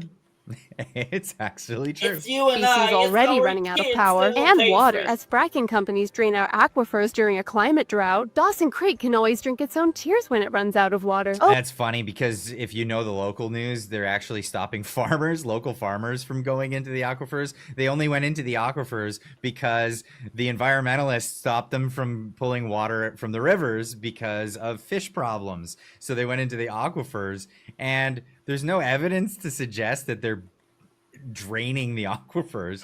This is just a government mandate. Oh, and to carry that fracked gas to xylisms, we'll need a new pipeline. Introducing the Prince Rupert Gas Transmission Pipeline, which, much like Coastal GasLink before it, will shit on indigenous rights and countless salmon streams that ensure food security for people across BC. This is very progressive. Hell yeah. The funny thing about it is, To be honest, progressives shoot none of this is themselves in true. the foot It's just all the time. scaremongering. Remember, as I said, they always want progress. in order to get You need a new environmentalists pipeline. aligned with How the natives fuck do you who get have one? You can barely get political one. interest to shut things down. What do environmentalists want? And They the want ones we things have, we shut don't down. even fully It's use the them old 'cause joke, we're like too why stupid. why What is is why that, is there no coastal climate change pipeline? Yeah, in you get to China? go through Well, it's because they indigenous already have a land or communist land that government. These people are displace communists. animals. It's amazing. is why the Gitxsan and Gittinyao are erecting blockades, burning their benefit agreements, and telling us to yin from their lands. They're blockade, setting the scene for another major confrontation. But Again, don't shutting it worry, down. we're ready to reconciliation them. That's why Marx Because that's how reconciliation works again. Anyway, this is brilliant. This the leftoid butthurt that is exuberant from this whole video is amazing to me. adding these projects to our fast track list while expanding police powers to treat land defenders as terrorists. And it's That's actually, well, that's the thing. It's more of a provincial thing, but I wouldn't expect the Australians to get that right. why we've hired Bechtel. You know, the guys who pushed for bombing Iraq, then got no big contracts to rebuild it. Perfect credentials for punching a pipeline through unceded indigenous lands. See, I can't unceded. Unceded. I guess it's not unceded if you live in Richmond, BC, where they've just taken people's land, and they said that they weren't going to take government people's can do homes. eminent domain. All fucking Looks day. like you can't get a mortgage renewal anymore if you're from that part of Richmond, BC. But hey, as long as we can seize the means of production, right, communists? The PRGT pipeline, bringing together mega oligarchs, U.S. warmongers, and Aussie bastardry to help us fuck Canadian. Because the only sacrifice we won't make is taxing billionaires to fix the budget deficit. Especially like Mark Carney. He's one of those billionaires that's moved his company outside of Canada Brookfield. in order to avoid any taxes. It's amazing. It's amazing when the leftoids they come out railing on the left. It really is something else. But I'd love to hear what you guys have to say in the comments down. Liberal on liberal crime. Let's move on to the next part of the stream. Yeah, so but the funny thing is, October 28th, October 29th, and live from Kelowa. The funny thing too about the whole as I've said it before, if you ever hear Epstein, what is it? You want the 28th, 29th, and then the other one. The thing about the thing is, there's a large majority. Like, I've seen people that are like far. Here, say this before you, and I'll take it away for you a second. Questions orales, oral questions. The Honourable Leader of the Opposition. After 10 years of deficit budgets that are inflationary, they've jacked the price of groceries, and Canadians are hungry, literally hungry, according to the report of Food Banks Canada, a report called Hunger Record or Final Record 2025. The Liberals have made lineups longer and longer at food banks, and people with 2 jobs or 2 incomes still can't afford enough food. Will the Liberals finally bring in a budget to make life and groceries affordable? Don't the think Honourable so. Government House Leader. Oui, nous allons. Yes, we're going to table a budget Yes, to make right, life life. affordable and food affordable, and I hope the Leader of the Opposition will support it, Mr. Speaker. Opposition. On va pas. We're not going to support a budget that balloons grocery prices like the last 9 inflationary Liberal budgets. According to Food Banks Canada, there are 100% more people using food banks. And one of them is Jacqueline Stone, a mother in Manitoba, who has 2 jobs but still can't afford food. She works at the grocery store, Mr. Speaker, but she can't afford groceries. What cruel irony. Will the government finally table a budget that's affordable? Never. The Honourable As long Government as House it's Leader. liberal. Hey, le chef de l'op. Well, the opposition leader is promising that woman a Christmas election. So I hope she'll be able to afford a Christmas dinner, because the opposition leader, 6 months after an election, is going to vote in favor of another one. I'm not sure everyone behind him agrees with that, but Mr. Speaker, the government will table a budget next week, and the opposition leader should support it, just like Food Banks Canada, who have supported all of our initiatives to make life more affordable, and the Conservatives voted against them. More lies and gaslight, because the Liberals are the ones that want an election, but they fear-monger the people. They want to blame the Conservative because big, bad Conservative. Because the Liberals, if they force the opposition to trigger an election, they can secure a majority, which is really bad. And this is why the Liberals, they want to paint it in a way where it's the opposition's fault if there's an election. But, of course, the opposition, they are smart. I don't think they will bite. And I do think the Conservative will wait for next spring, because next spring, Carney and his Liberals will have a full year of doing nothing, and we will have a mortgage crisis that will angry a lot of the baby boomer. And we all know the baby boomer are the reason why the Liberal won. So I cannot wait for the fallout of that mortgage crisis we will see this winter. It's sad, but people must suffer to learn.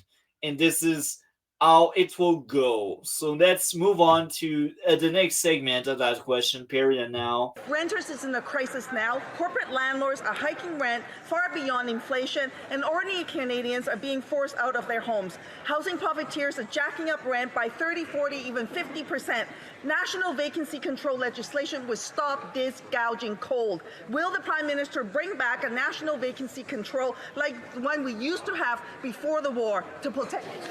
The Honourable Minister for Housing and Infrastructure. Thank you, Mr. Speaker, and thanks to the member for the question. This government is very focused on affordable housing, and in particular, non-market rental housing. Made by Brookfield so Carney can get rich. And they say market because they don't want to change the price of the market. So that means it won't be affordable, but they like to pretend it will be, but it won't. So that's the reality. That's what's going on. More gaslight, more lies from the Liberals. That's all they do. That's all they know. That's how they held power for this long, despite only making Canada worse.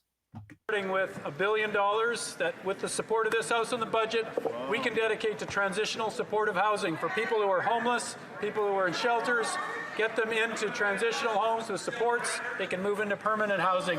And we're focused on tens of thousands of units of affordable rental housing that we want to build across this country. We count on the members' support in this House to do that. Thank you. Again, lying gaslight. Residents are protesting high grocery prices. In Cambridge Bay, even with a subsidy of $7.39, 12 bruised oranges cost $26.76. No one can afford these prices. The Northwest Company is profiting from our tax dollars while Inuit families are going hungry. Will the minister accelerate the Nutrition North review so Inuit families can finally afford food? Here, here. The Honourable Minister of Crown Indigenous Relations. Thank you, Mr. Speaker, and thank you to my colleague for the question. Our government is promised to overhaul Nutrition North, and work is moving ahead. We're expanding beyond retail subsidies by co-developing support for local harvesters and community food programs. Over 5,500 harvesters have received fuel, gear, and safety support, and dozens of community freezers and sharing programs are running across the north.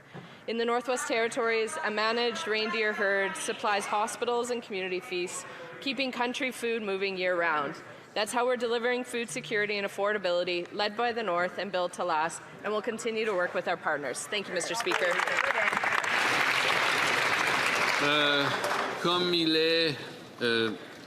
So this is the end of that question period. So let's move on to question period October 29th. Let's get into it. Oral questions, questions orales, the Honourable Leader of the Opposition.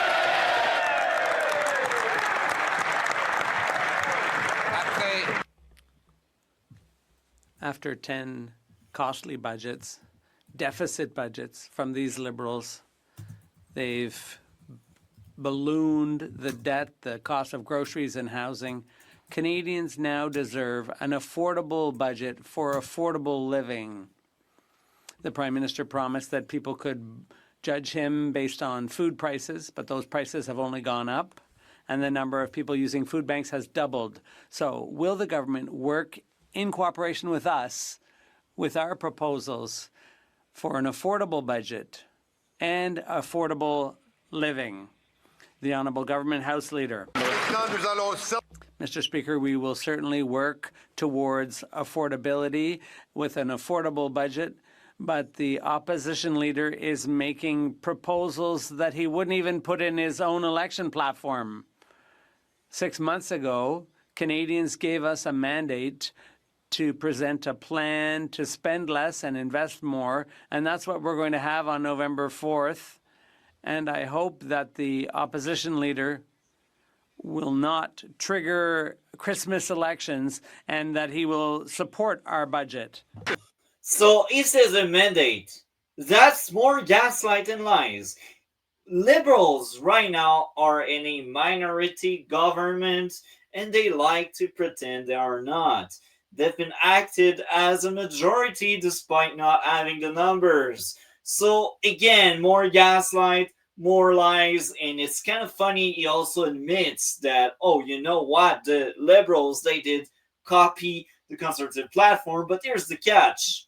If you take the Liberal and you say, you know what, we will adapt the Conservative, they will make a worse version of what the Conservative had planned for, because these are Liberals and they don't want to change things that much. Otherwise, they would have. They didn't. They had 10 years, and during these 10 years, things only got worse.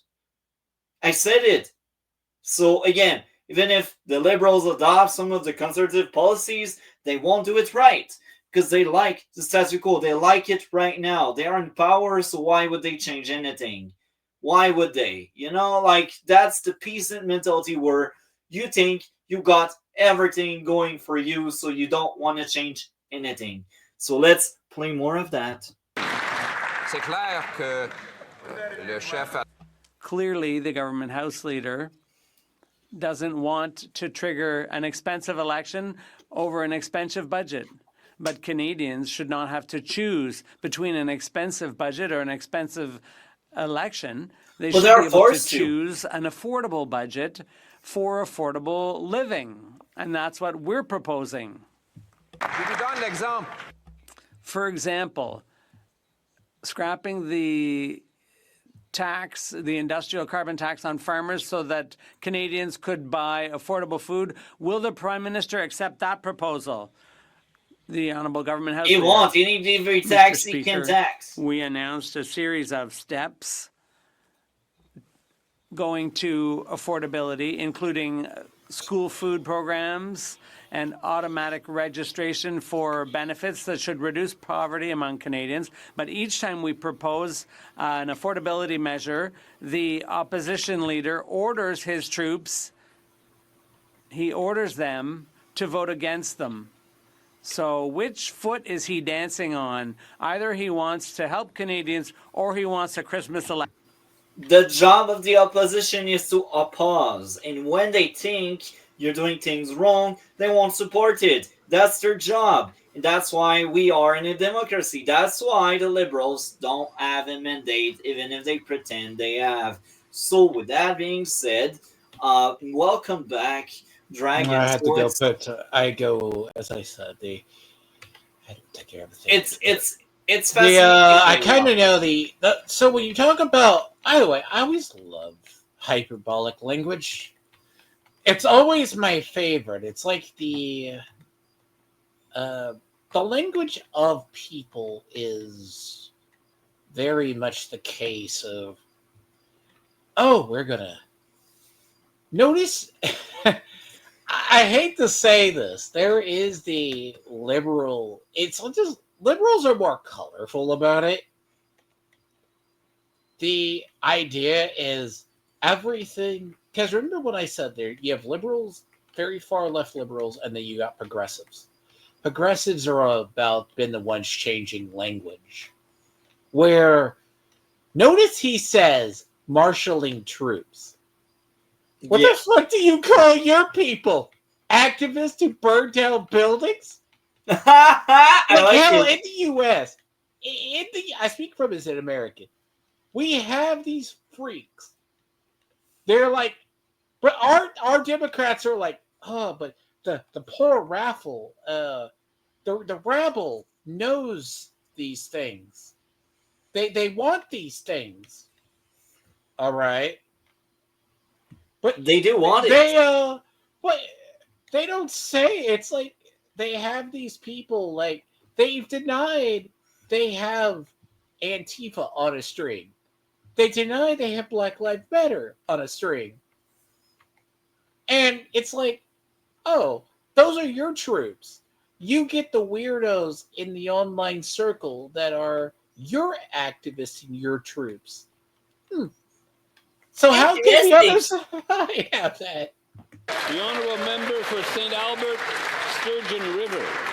Mr. Speaker, the Prime Minister stands to make tens of millions of dollars in future bonus pay from 3 registered investment funds in Bermuda and the Cayman Islands. Canadians deserve to know the extent to which the Prime Minister is abusing offshore tax havens. So a simple question, how many other investments does the Prime Minister have in offshore tax havens? Just an answer. Good job. The Honourable Government House Leader. Mr. Speaker, as you know, Canada has one of the strongest, most stringent ethics regimes in the world. It applies to every single corruption doesn't fucking care from where you hail. It's kind of funny you bring this up because in Canada we can have like 103 conflict of interest and still be in office. That's exactly what's going on with Carney. The rules are so loose and trust-based, it's hilarious. They can abuse the system as much as they want, and Liberal prove they can do it. Liberal are behind 15 scandals in the last 10 years, but hear me out on that. In the last 140-ish years, since Canada creation, we had 43 scandals. So this means we got 33% of the scandal of Canada history under Justin Trudeau and the current Liberals. It's fascinating. It really breaks someone. It just proves it's easy to abuse the system. The thing is, when I say corruption doesn't care from where you hail. Absolute power corrupts absolutely. And again, like, Trudeau belongs in jail, or I should say, he should be charged at least, bare minimum. But he wasn't charged. He's former prime minister, and he is loose after diverting fund and frauding people and doing really sketchy deal behind the scenes. So, utter disgust. This is what's going on. Look, the problem is, it's your corruption that is the idea. Is like, okay, go back to it's liberals always wish to say, and this is what I've noticed about even in neoliberals. Okay, sure, you got the actual progressives, and I'll give them, some of them actually are true believers in things. They're like, oh, if Trump's in the Epstein file, Trump says you can't release the Epstein files because Clinton and Biden would be in it. People are like, good, throw him in jail. Really? Would you throw Biden's entire family in prison? Because the laptops could have done it. No. We can't talk about that because we can't talk about these things due to the fact that ethics can't go both ways. But, Trump could be in the Epstein files and have Republicans can have corruption. But when a liberal comes out that has a bunch of hidden-ass contracts, whose fault is that? Literally. It's a conservative fault. No, literally. This is what happens time immemorial. Conservatives never deny that there's actual issues. They never, ever deny that. The issue is capitalism in its worst form can be devastating. It can lead. Like, do I think Bezos, but to a lot of progressives, they have not just TDS, they have Elon Musk derangement syndrome. Literally, the only other person. Musk does this, Musk does that. But they don't talk about Bezos. Interesting. Except time, but I can't hear, so I need to have the minister repeat the answer from the top. Mr. Speaker, as you know, and as all members know, we live under one of the strongest, most stringent gaslight in the world that applies to every single member in this House, including the Prime Minister. He has complied stringently, in fact, very proactively he has no with all of these requirements. Anywhere and the else. Ethics Commissioner and he just has one of his three conflict of interest. Have reached in terms of what his filings are, in terms of the screens and the ethics screens that he's put in place. This Prime Minister has gone above and beyond in complying with all mandatory laws. Sure. Mr. Speaker, Canadians are suffering one of the worst affordability crises in generations. 60% are having trouble meeting their monthly expenses. Shame. Half are using credit cards or borrowing money for daily needs, Shame. paying interest rates of 19% or more. Food bank usage has doubled since 2019. People shouldn't have to struggle like this in a country as wealthy as Canada. What steps is this government taking to make broke, sure Canadians don't have to go into debt just to feed They their lied families? about their debt to GDP The ratio. Honourable Minister of Jobs and Families.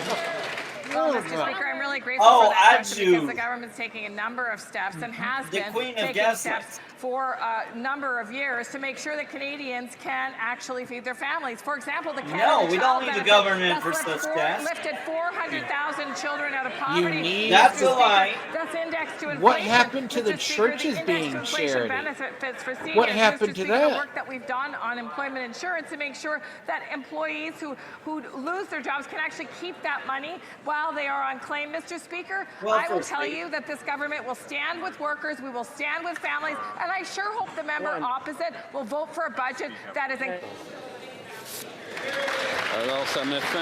And this concludes this question period. So now the next segment needs a proper introduction. So, as of the last 2 weeks ish since the reveal of the budget, both big parties are actually in campaign mode because they expect the worst to happen. No party really wants an election because whatever the party triggers the election will most likely lose seats and give away power to the opposite party.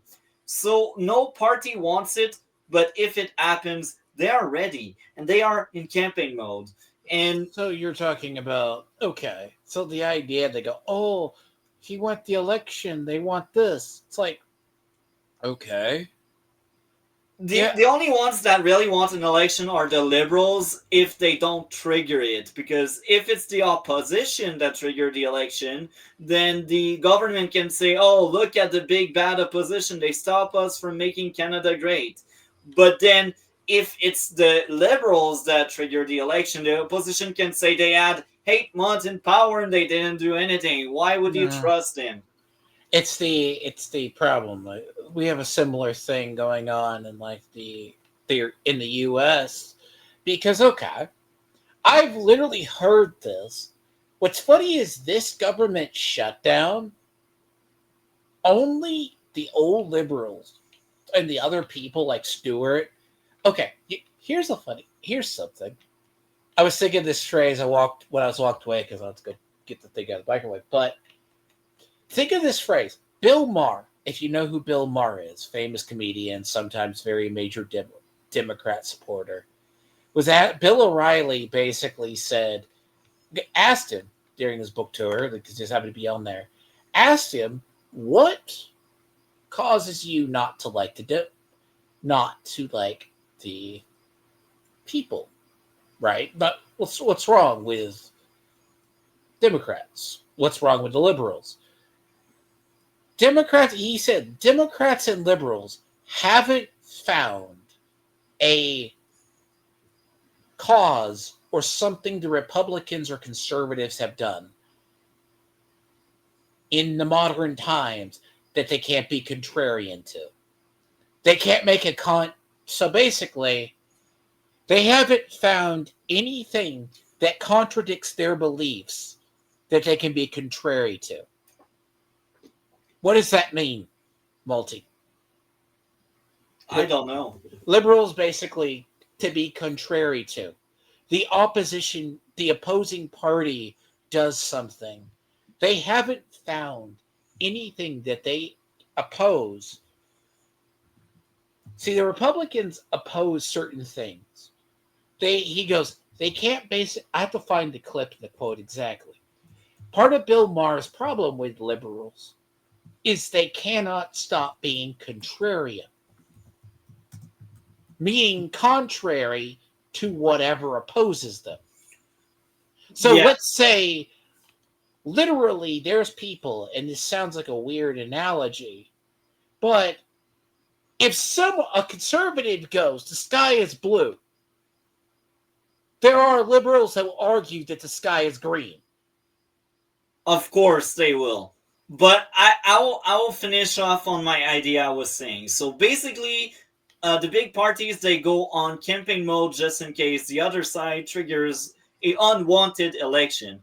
So that context brings us to the next video. The next video is some kind of campaign, some kind of rally with Pierre Poilievre that tried to share the love for the Conservative Party. So let's get into it. We will mostly cover the end of the rally because after the rally he had a very interesting interview. So we will cover the end of get into it. Okay, so I will move forward, and there are links in the description of that video where you can click them and find whatever we use here. So this one is live from Kelowa on Pierre Poilievre YouTube channel. Let's get into it. The same promise from the country that retired Canadians had when they were young. Okay, great answer. Unfortunately, it was a little long. Dennis fell asleep in the back there. We actually missed the first question, I think, so I will just go back a bit behind. And corner there, and his gang here today, many who swung to the Liberals in their last minute of the election.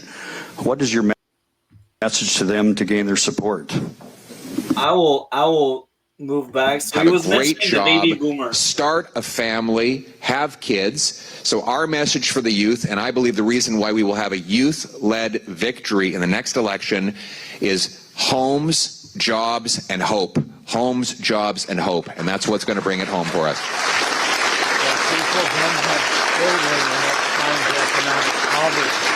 Because they don't think they can. Well, all us young guys would agree with that. Hey, you're youth, aren't you? Yes, Great. I am. So that moves on to the octogenarians. Youth used to be 30, but with inflation, it's 40. Yeah. So, yeah. I just made it. So we have a lot of octogenarians in the room today, like old Dennis O'Rourke in the back corner there, and his gang here today, many who swung to the Liberals in their last minute of the election. What is your message to them to gain their support? Well, the first thing is that I mean, a lot of our seniors are struggling to pay for their groceries. That they notice the food prices are rising faster than their pensions, and their fixed incomes make it impossible for them to have the life that they were promised. Unfortunately, many of them are stuck working longer in order to pay for the rising cost of living. Conservatives are the only party that are going to make life affordable for our seniors, but also you want your grandkids to do well.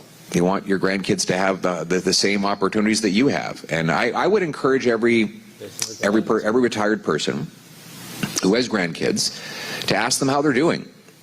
Ask them how their lives are. Ask them how their rent is, whether they can afford to pay their bills. And you know, you might have been poking and prodding them to give you great grandkids. You might ask them the reason why they haven't been able to settle down and buy a home. Many of them do want to. I meet a lot of young people who say they want to get married to have kids, and they simply can't afford it. There would be no place to raise those kids.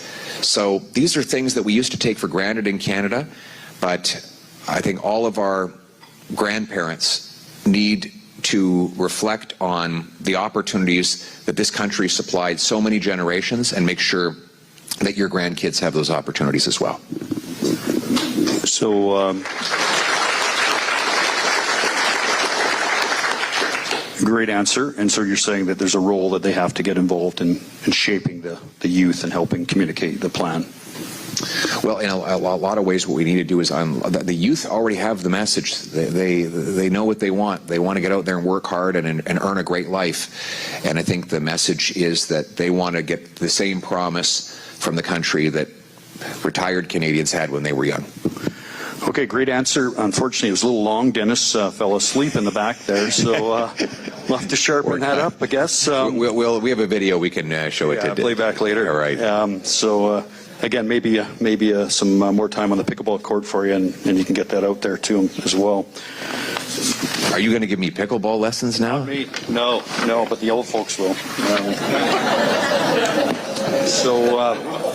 Message, again, just a lot of focus on sort of the next phase for you and the party to get us over the line. Obviously, the budget is an issue. Talked to Conrad Black. He wrote a nice article in the newspaper on the weekend about Carney squandering his opportunity post-election with this lame budget. He talked a lot about that. Specifically in voting against the budget, is there any actionable item that you can take out of that that's going to resonate and pick on that lapse of Mr. Carney? When you say actionable item, you mean what in particular? Well, what's the other than say voting against it? What actions can you take besides coming up and talking about presenting these problems? What we as a party can we take from that and push forward to get the message out? Well, that's why I'm here today. To get the message out about it. I think we have to remind Canadians that Mr. Carney is spending your tomorrow on his today. These deficits will come with a very serious price.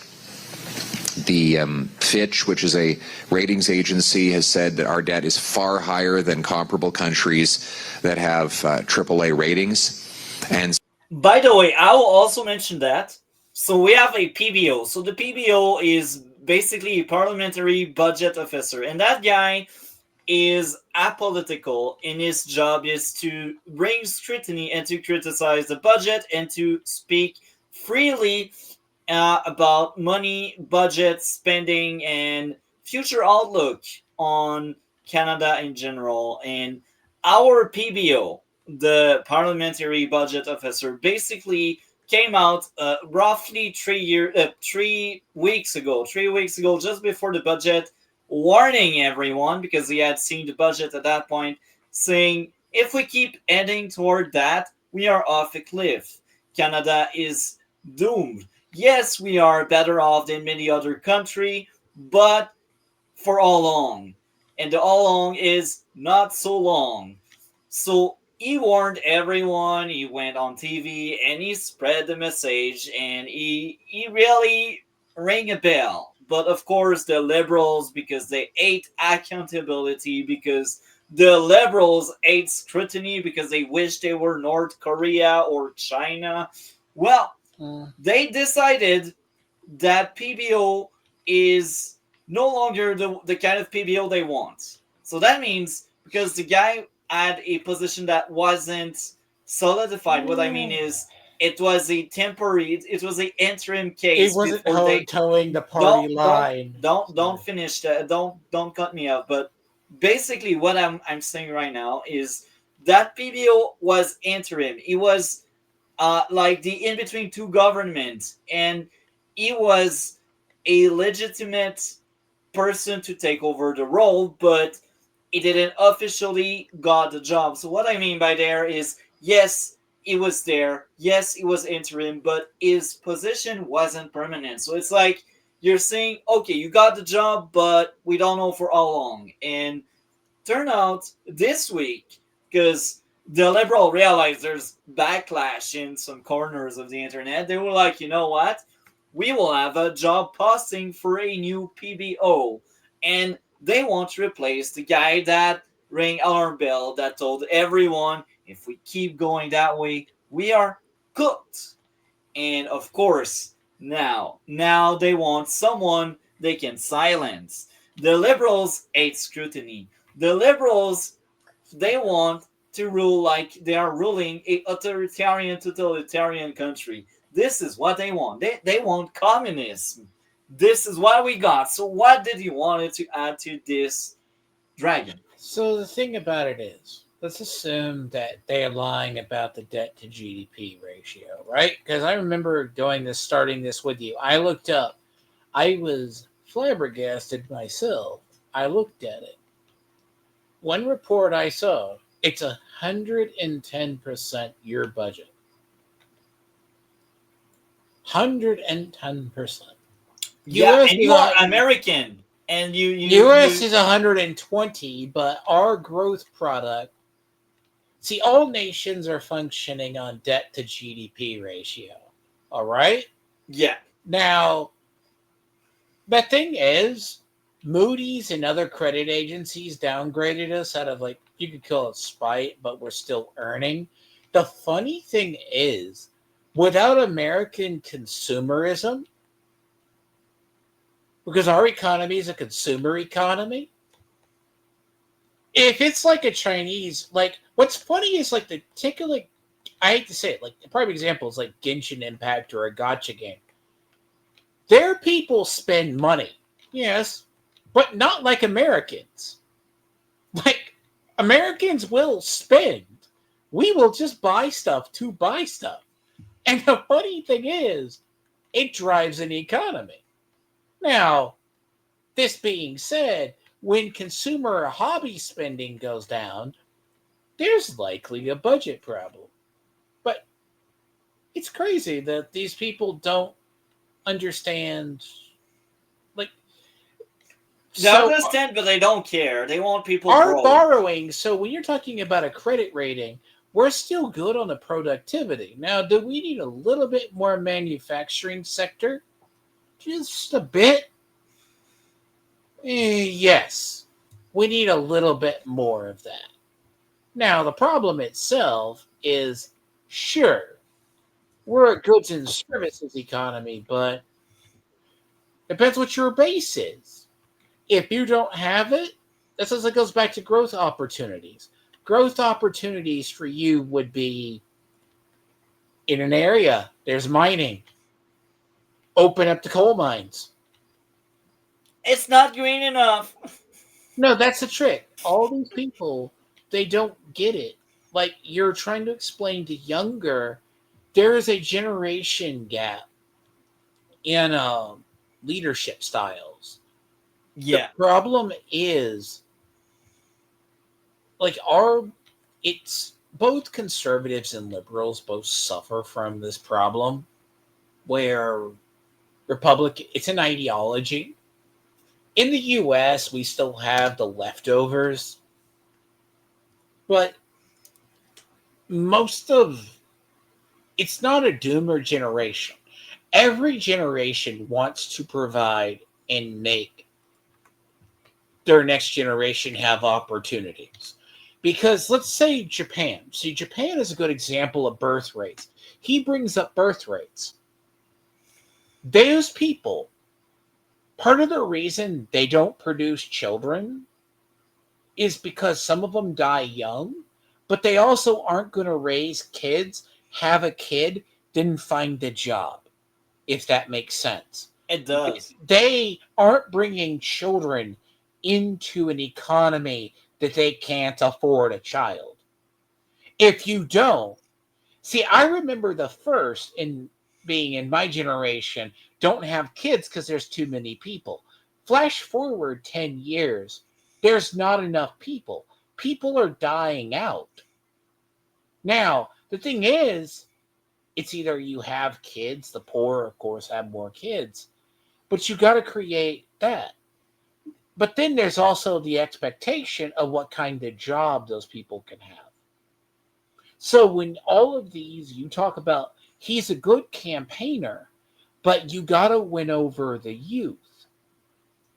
Actually, no. I keep saying I think the biggest weakness, the biggest flaw within the conservative, they suck at campaigning. They are great with politics. They are smart. They're great with the talking points. They're just not good at campaigning. Yeah. Like they have really good strategy. They know how the game is played, but they just don't know how to reach out to people. And I think with the youth message, they kind of realize with last election, they need to seek for the youth. And maybe the youth can convince some of the boomers. And again, I think right now, what I've seen from the new campaign, because they know like within the next 6 months, we may end up having elections. I think this current campaign is far better than what they did previously. And I think Pierre Poilievre doesn't have a choice. He needs to win the next election. Otherwise, he is done as the leader of the opposition. He is done as the leader of the Conservative Party. And it's a bit unfortunate. Again, I think another big issue with the Conservative, after Stephen Harper 9 years, Stephen Harper lost in 2015 to Justin Trudeau. And after that, we went from one leader to another leader. And I think it doesn't help, because if they can't connect with the people, then it's just, okay, the Conservative, they have good MPs, but they just don't know how to campaign. And this is what happened. We kept changing leaders. And now, for once, we lost an election, but we kept the same leader. And I think this is a very good idea this time around, because we need solid leadership. We need people to trust the party. And now, because we had the same leader since 2022 being Pierre Poilievre, this time around we may actually have a chance, because now they know him well. He's been around for 3 years. He's proved himself to be a very good leader despite the slander in the media. We will get into that a bit later, but I think Pierre Poilievre is a good leader, and I really hope it will work out well. And I think he knows this is last chance, because usually when you lose an election, usually most of the time, you don't get a second shot. It's make it or break it. And sometimes we had some exception, like Stephen Harper. Actually, the first time around, he actually lost, but he did enough gain to explain himself to be the leader, and then he was able, in the following election after his first loss, was able to form government for 9 years. So I think we see a cycle repeating itself, and hopefully that cycle will be complete. And this time around, we won't just have 9 years under the Conservative. I really hope we have at least 10 to 12 years, because I think it will take at least a full year under the Conservative to course correct a lot of the damage. But even there, we won't prosper. Like, I think it will take a lot longer. They will take several shots. But I think if the Conservative can get in power just once, they will be able to remain in power the way they did in the past. Because usually government, they last 10 to 12 years in Canada. But, so you're thinking a generational power. You need, the issue itself is, I want to say, because when you start looking at like how people govern, you can, if you're Trump, like what Trump's been doing in the last, his administration, he's been able to get a lot done, like more than normal. But it's also because reasons. But like, let's assume our government shifts every 8 years, which is, the problem is, like, so George Bush is an example. George Bush, Terry's goal, the 06 saw the demise of what was the neocons. George Bush became a lame duck president. People came in. It was a generational shift. Midterms happened. Technically in 08, everyone history knows, we got Obama. Now, that being said, when we got Obama, that's the started, you could say, kicked in a liberal generation, but he also kicked over the Overton window to the far left that has taken a long time to come back. There's a lot of kids who have grown up in this era.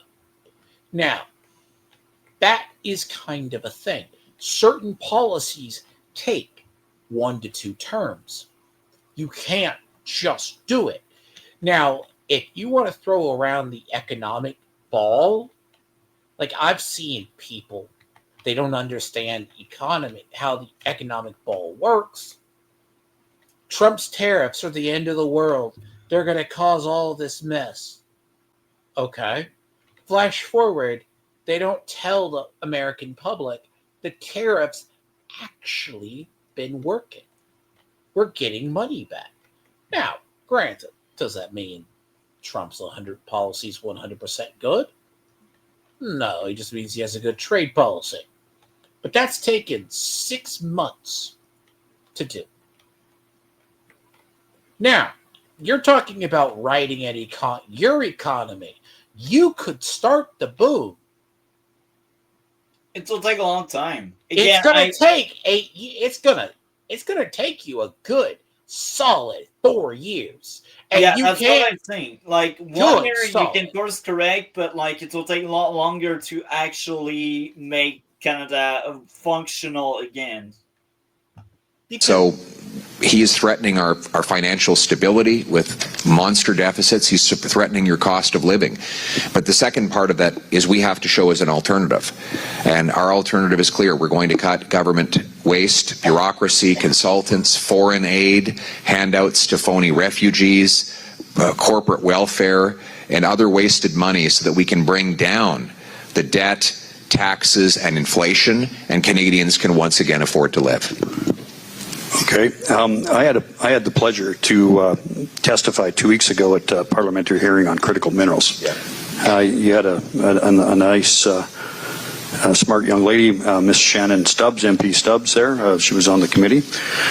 She did a great job, by the way. And my major point when I was there testifying on behalf of the mining business was there, obviously, and you covered this off, that there was a need for the elimination of Bill C-69, C-48, et cetera. and keep the feds separate from the provincial jurisdictions. Can you elaborate on that position as far as the federal and provincial interrelation, and quite frankly, interference in that, in terms of permitting process? You mentioned about the timeline, but what can we advocate to separate the federal influence over the provincial jurisdiction in minerals? Well, I'm going to say it again. The federal government needs to do one thing to unlock our resources, and that is get out of the way. Get out of the way. We don't need a politician in a cape to fly around like a pretend superhero. We need liberal laws to be repealed, liberal taxes to be cut, so that our miners can dig mines, our pipeliners can build pipelines, our energy workers can do their jobs. We have the resources. We have trillions of dollars of private money that desires to build these projects. The only thing stopping it is the Liberal government's massive bureaucratic apparatus of high taxes and barriers. So if the federal government gets out of the way, we can get these things done. I like your idea of separating into who does what. The provinces should have exclusive control over permitting projects that are within one province, and the federal government has exclusive control over projects that travel between provinces. And this latter point is very good, because some people say, well, David Eby is going to oppose a pipeline from Alberta. That's British Columbia, and Eby is far left, so he hates pipeline. Alberta to the Pacific. And my answer to that is, who cares? He has no power to block an interprovincial pipeline. It is a federal responsibility.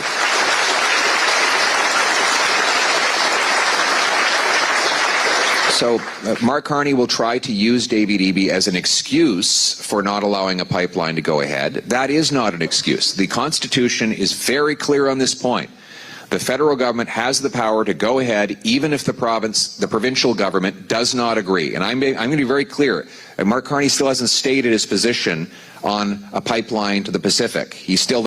As long as it doesn't state it, people will be under the illusion. They will be led to believe maybe he's more in the center than Trudeau, because Trudeau was vocal. He was saying, I don't want pipelines, I don't want this, I don't want that. Well, Carney doesn't want it, but he doesn't voice that opinion. So it's shady, it's lying, it's pretending, it's disgusting. And I bought second-hand Mark Carney book, Values, a Marxist propaganda tool. I cannot wait to read it out. I got it by mail, and I will be clipping parts. I will be highlighting parts, and we will eventually cover it. Yeah, so the thing about it is, if you need, because remember what I said, if you want economic prosperity, figure out what makes you what you have. If I told all people, fuel, if I said gas. Like, if you look, honestly, humans will do a lot of damage to it. Like, very little. Like, for God's sakes, U.S. has Yellowstone. Yellowstone is a super volcano, by the way. That goes off, you'd probably kill half of farmland around because of volcanic ash. Good. More fires cause more damage to an area than something. So the idea, let's assume you need to create jobs. How would be the best to do this? Get out of the way. Mining. No, you have mining. Well, if an area is only good for mining, why do you need a shopping mall? Shopping mall or commercial? Because capitalism doesn't know what he thinks on the subject 8 months after taking the job. As Prime Minister, I would use my federal legal authority to rapidly permit a pipeline from Hardisty, Alberta to Prince Rupert or Kitimat so that we can move 1 million barrels of Western Canadian oil to 2.5 billion energy-hungry customers in Asia. Oh, let me say this for a second. So here's the thing. What he's talking about, let's assume a pipeline job actually creates actual job. So when I say, why do you need another commercial job when, in theory, you already have an industry? You already have an industry that's heavily regulated. You're not going to have, environmentalists will go, but strip mining, all of this mess. Mines are still required. You already got those regulations on the books. If you can only mine or manufacture in certain areas, forestry is your only industry, find a way to make it work. It's not hard to create jobs. For the liberals, it is. You just have to have you just have to figure out how to balance the regulation with everything else. Now, it's not impossible. Hell, in the U.S., we do have some very stringent economic policy when it comes to it. Yeah, is it hard in certain areas to open up a mine, open up something? Sure. But some areas like where you guys are, only weird animals live, or it's forest. Something weird like that. That might be better or problematic. But you also have areas that only are good for mining. It's like telling Siberia, Russia's a nation that goes into Europe. Siberia is nothing but a blasted ass wasteland with resources. That's it. You're going to tell, it's like telling the Russians if they wanted to exploit a pit in Siberia, they can't do it. Because, granted, you're talking about you need jobs. Not all people need to go Not to only jobs, but we need people to believe that Canada won't shift and change. We need people to trust Canada with investment and business and companies. We want companies and business an attitude to change. stay here. You need it, and yeah.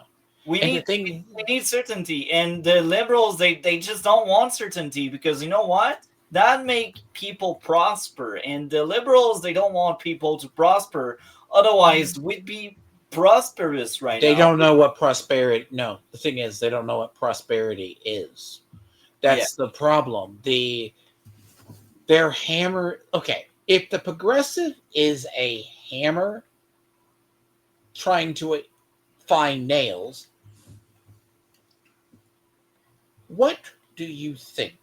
The idea is if the problem is creating jobs, they're worried that a rampant green policy, you can't, so you're telling me you can't viably open a mine and keep the environment intact? You know what's funny?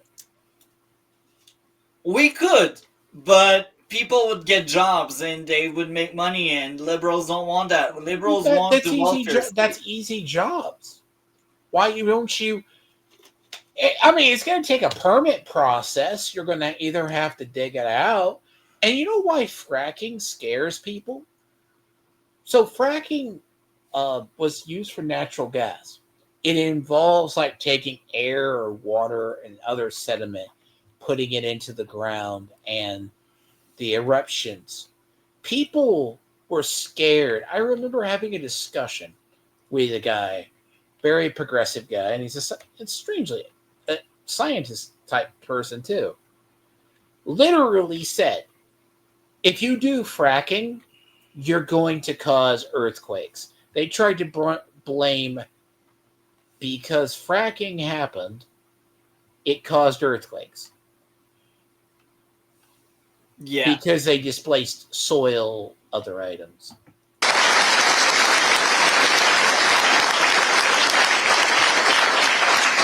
That's a great answer, and again, I think that was very well covered off in the committee. What would be the outcome from those committee hearings, and is there a role to kind of elevate the findings of the committee, because it was presented by people like myself from industry, or does this get buried? Is there an actionable item that can come out of that committee meeting that there was a Liberal committee, obviously chairman, but Ms. Stubbs was quite eloquent in bringing some of the information to the forefront. But from that point on, where does it go from here? I mean, is there something we can do to highlight that? Probably nowhere. Okay, thanks. Thanks. I'll put in my expense account for the trip. The definition of a committee in Ottawa is a group of people who by themselves can do nothing, but together they agree nothing can be done. I would make that Look, we already know what needs to happen. Like, it's very simple. We just need to get the government out of the way so we can get things built. We have the resources, we have the workers, we have the investment dollars, we need the permits, and we need the taxes cut. So let's just get it done. I like it.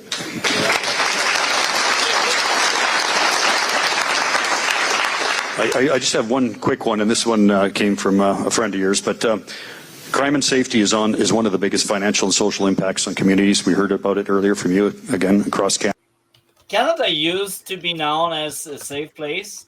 Now we have like burglar every week. We have people offing, ending lives, and essay children and babies. It's awful. It's disgusting. And we used to be secure and safe because we used to have controlled immigration. We used to have a better immigration system that wanted people to integrate and to become Canadian. They wanted social cohesion despite the immigration we had.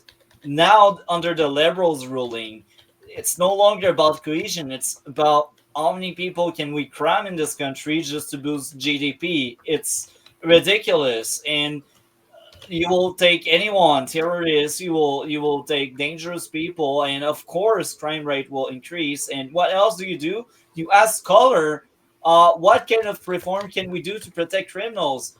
Bail reform, which they did in around 2017, I believe. I might be wrong. I can't remember the exact year, but I know it was under Trudeau. And Trudeau destroyed our system. So it's a very fair question. What would the Conservative do that would work? And my question to that is, why didn't the Liberal do it themselves? They've been in power for 10 years. Obviously, they did something wrong. Something doesn't work. But hey, accountability doesn't work with the Liberal. It's like admitting they were wrong all along and the Conservative were right. So let's double down and make everything worse. This is the Liberal way. So let's hear out what Pierre Poilievre has to offer. And I do think he has leadership in this current interview. I think he tries to sell himself as a different guy since the previous election, which is great. But he's still honest. He still has joke. In one of the videos we will be covering, the last one actually, I kept the last one last because it's the best. The best one is last. Anyhow, let's play Pierre Poilievre answer there. Let's get into it. Canada, there seems to be a disconnect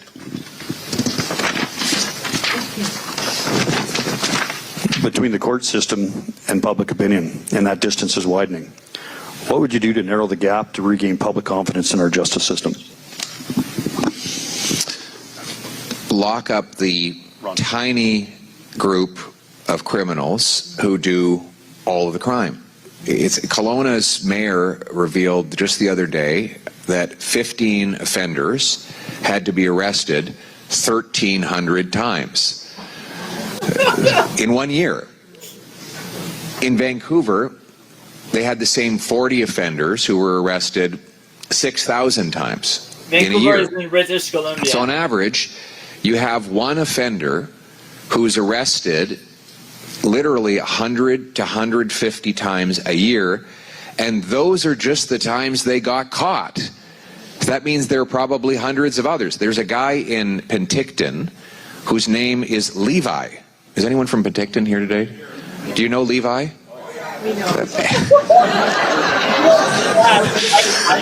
He's more famous than... I used to work downtown Montreal, and I'm a security guard, and I was a foot patroller, and we had a homeless that was taking substance, and we knew her by her name, her bad attitude, and we'd mention her name, and everyone would know who we are talking about. We don't need context; we just need a name, and it just feels weird that you know someone so well. It's a bad sign. It's a bad omen. Like if everyone knows that person, well, that person is bad news. Than I am, but this guy, apparently he does so much crime that when he's out of jail, the crime rate for all of Penticton goes up. I mean, like one guy does enough crime to move the crime rate. The good news is we don't have a lot of criminals in Canada. The bad news is they're very, very prolific. They do a phenomenal amount of crime. So imagine if you just locked those guys up and you left them behind bars. That's why I propose a 3 strikes you're out law. 3 serious convictions and you're no longer ever again eligible for bail, parole, probation, or house arrest. It's jail, not bail.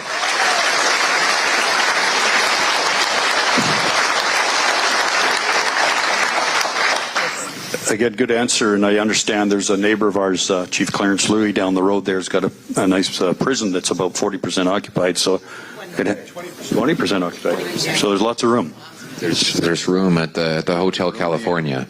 But the problem is, it is like the Hotel California. These guys check out, but they never really leave, right? They go back in again and again and again and again. So, but maybe there's a few of this small group of put in here in Kelowna.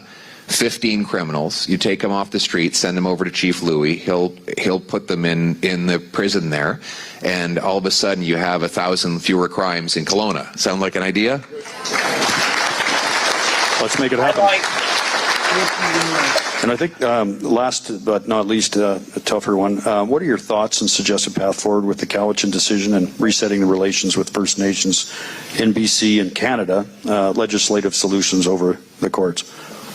So I will explain what's going on. We have a very weird ruling that happened recently that overturned private property into First Nation property, and it's kind of crazy. And now that put to question private property and land ownership, and it's really bad. And that province is really stupid. They opened a can of worms that's very problematic, and now we got him asking, what would you do in that case? So let's hear out Pierre Poilievre. What would they do for land ownership? Well, the federal government has to make a clear and decisive argument in the courts in favor of fee simple property rights. If we do not have fee simple property rights, our entire economy is going to collapse. So this ruling cannot stand. Period.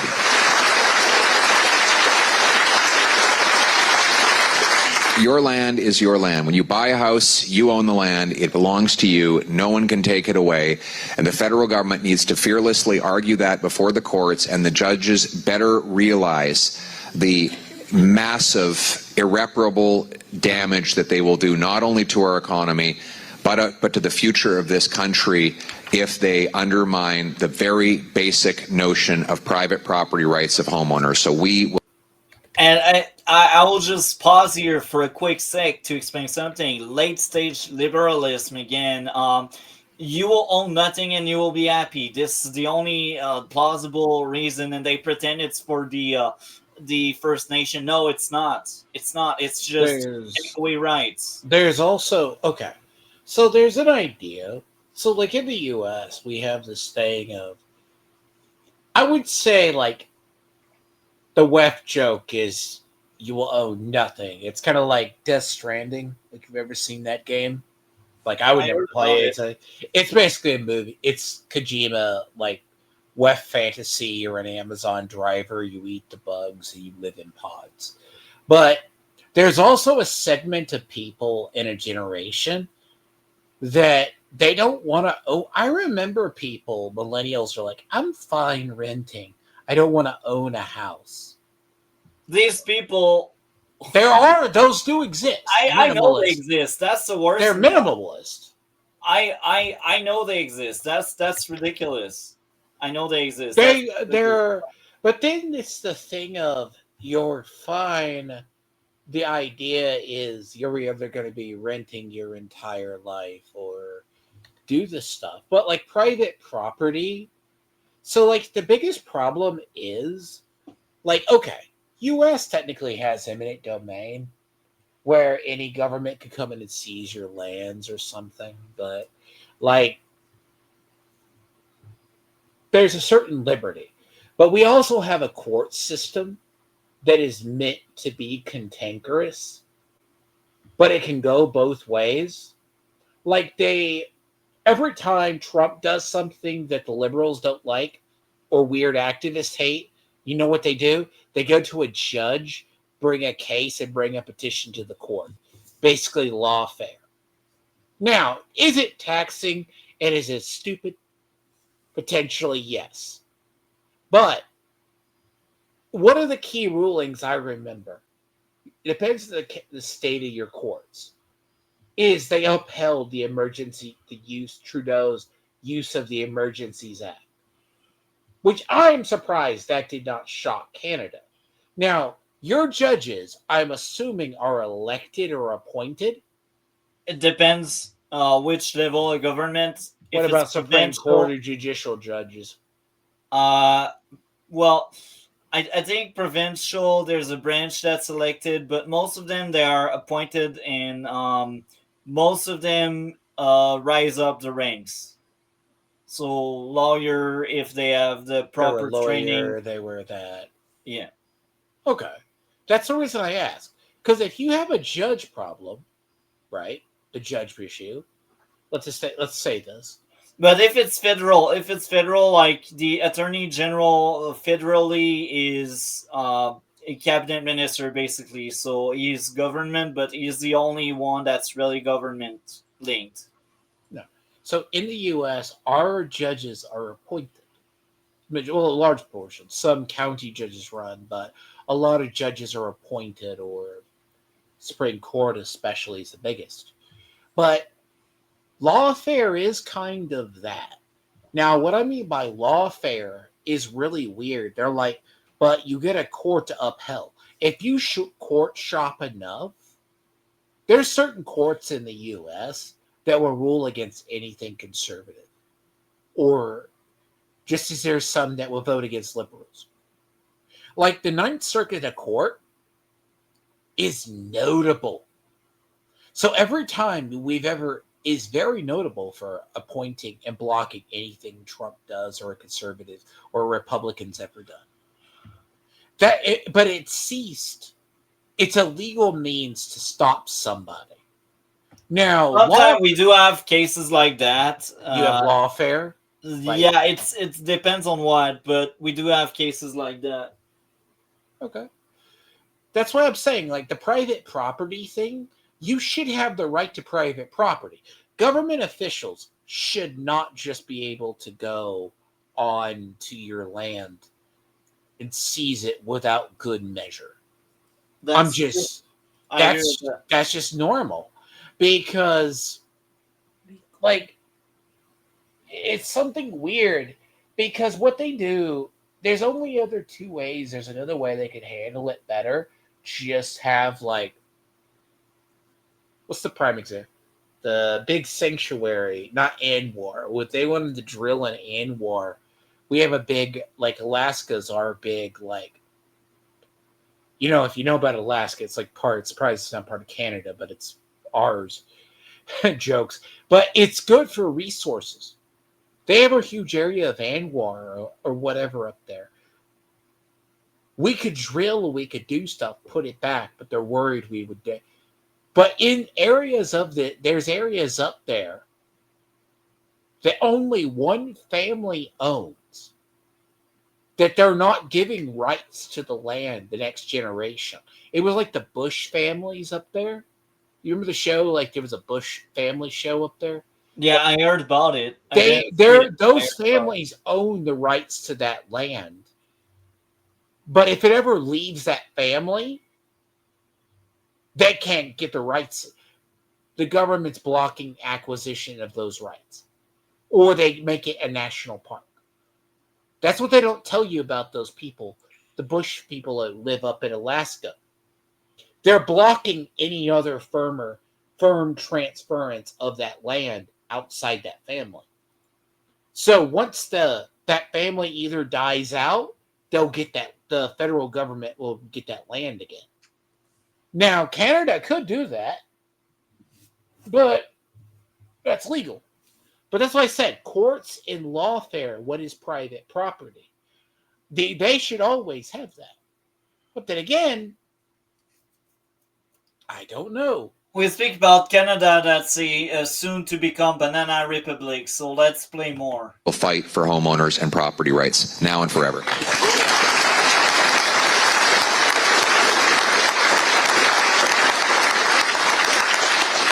Well, that's my list of questions. I don't know if where's the young fellows.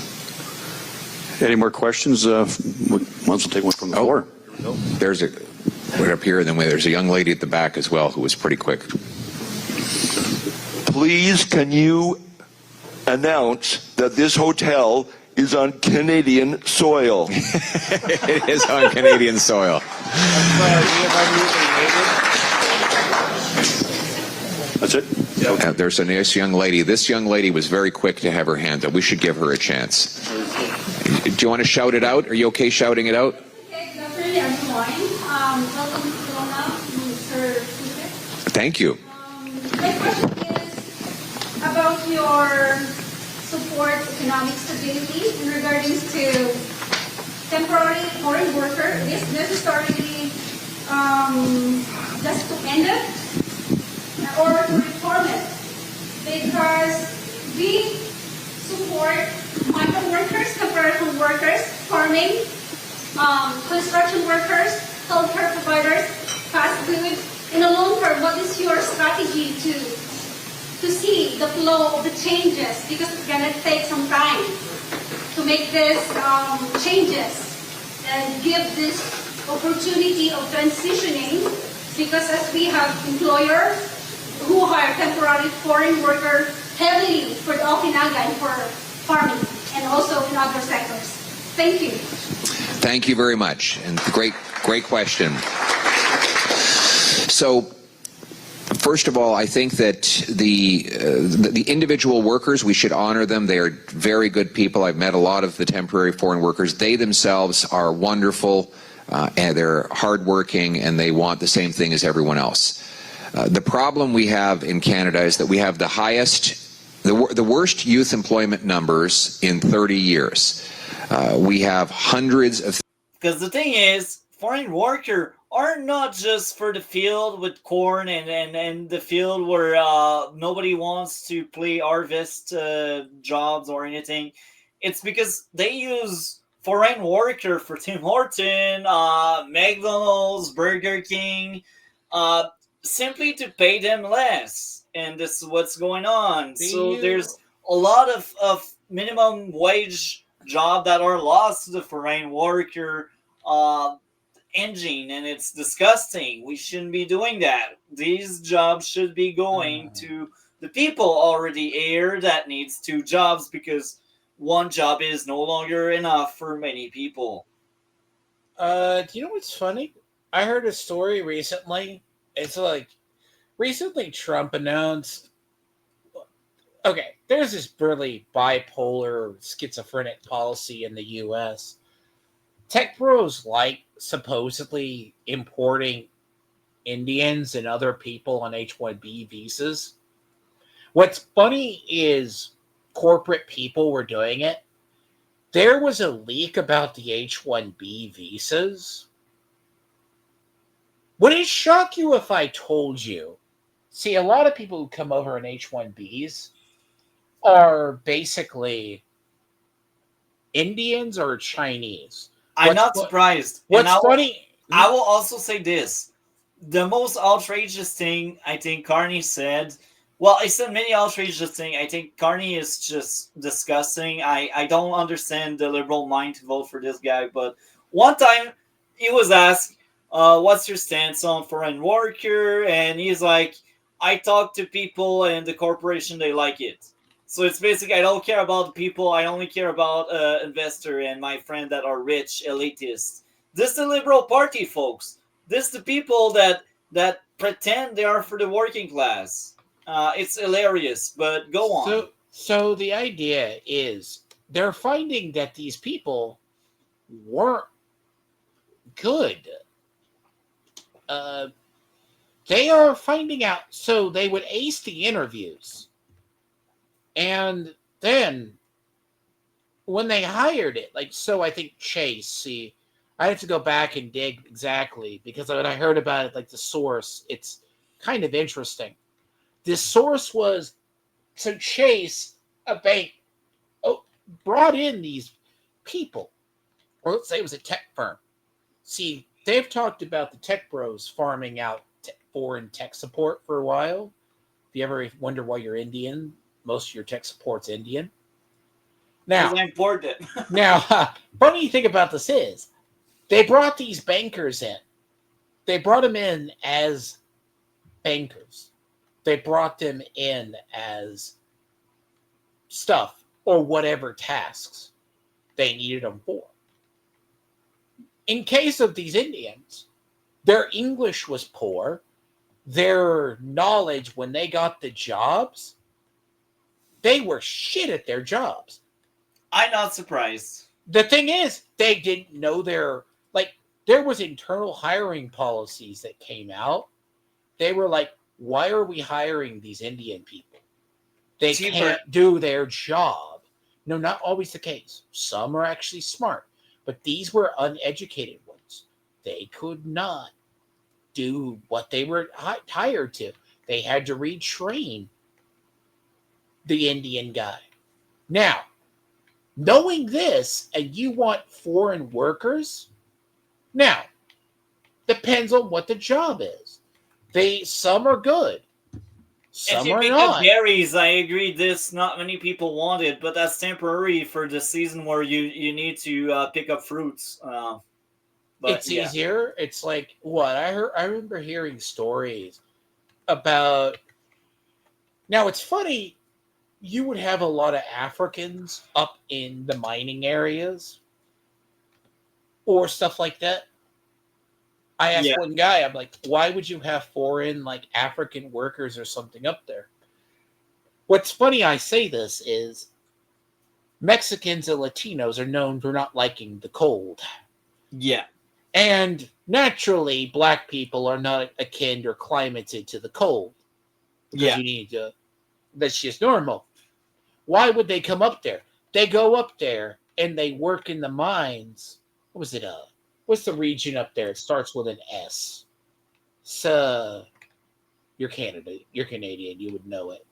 Famous mining region is where my friend lived. And it's a lot of them. And they work up there for a season. And they have a lot of money. Then they take that money out to other parts or back to their family. Yeah. But that's not skilled labor. H-1B visas need to be handled differently. The problem is, now there's a whole separate discussion on the bringing in those people, but you're also bringing in a lot of unsavory types. Because that's why I said foreign workers should be allowed. Let's assume you have people. We used to have a very controlled system where foreign workers were used for some jobs, but now it's just too much use. That's the big issue here. But like what? Banking? Thousands of unemployed. What? Is it like banking or was it just manufacturing? It's many things. Again, it used to be functional, but the liberals, like, they touch anything, they break it. Young people who can't get starter jobs that would launch them into future careers. And at the same time, employers are using temporary foreign workers that drive down wages and drive out jobs for the youth who need them. McDonald's, Burger King. So the conservative answer to that problem is that we're going to carve out the agricultural program so that farmers can continue to have their existing access to temporary foreign workers that will serve their farms and bring food through our entire system. The caregiver program will remain, but we intend to get rid of the temporary foreign worker program other than that. And the reason is that we need Canadian jobs to go to Canadian workers, and in particular, Canadian youth.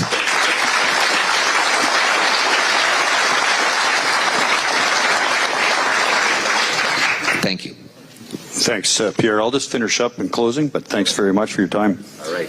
Good work. Thanks, everybody. So that was Pierre Poilievre, live from Kelowa. So now bring up the next three: October 30, the short, and October 31st.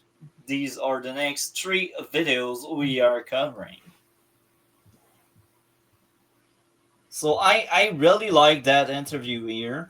The live itself and the speech was empowering. It was very good. I invite all of you to head toward Pierre Poilievre channel, and I think you will have a good time if you enjoyed the interview, because it's just more of that, but with the platform of the conservative. And I think the messaging is right. It's good. But again, I'm a conservative voter, so I don't know what a swing voter would think of it or what a liberal voter would think of it. But maybe some of the more hardcore liberal will be pissed at it. But maybe just maybe some of the moderate liberal may end up liking parts of the platform. I don't know. Anyhow, I cannot wait to see question period of October 30 once the dragon has found the video. 30, yes. Okay, so 30 and... The short and the 31st.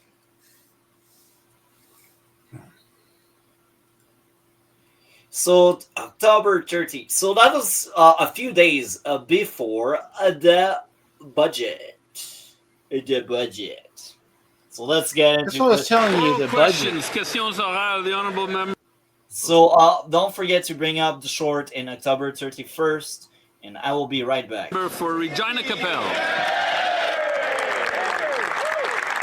Mr. Speaker, after 10 years of this Liberal government, elites and insiders have never had it so good. Meanwhile, this Prime Minister is telling young Canadians that they're going to have to sacrifice even more. And now we learn what all that sacrifice is going to. We learned today that these Liberals just paid out big bonuses to government officials. The Liberal Housing Agency, CMHC, whose main job is to make housing more affordable, paid out $30 million in executive bonuses at a rate of about $42,000 a pop. Each one of those could have been a down payment for a young Canadian. Why is the Prime Minister telling young Canadians that they're going to have to sacrifice so that he can pay off government insiders? The Honourable Minister for Gender Equality, Women and Gender Equality, Tourism and Small Business. Thank you, Mr. Speaker. Canadians made it clear in the last election they want more homes built, especially for young Canadians trying to buy their first home. And that's why this government is moving fast. We're cutting the GST for first-time home buyers up to $50,000 in tax relief and nearly $4 billion in savings, Mr. Speaker. This works on building on our first home savings account and the National Housing Strategy supporting purpose-built rentals for young Canadians. While Conservatives are voting down affordability measures, we're stepping up and taking care of young Canadians finally getting the keys to their first home. Thank you, Mr. Speaker. It's kind of hilarious. They speak about affordability and a liberal that speaks about cutting something. Interesting. Okay, horseshoe theory. Let's assume horseshoe theory does exist. All right? Yeah. Now, horseshoe theory, if you do not, for those, some people prescribe to it, some people, boomerang theory is also the way. Poles eventually. So the corners of a horseshoe all come back together or close. It's usually people say you need to be in the middle. All right.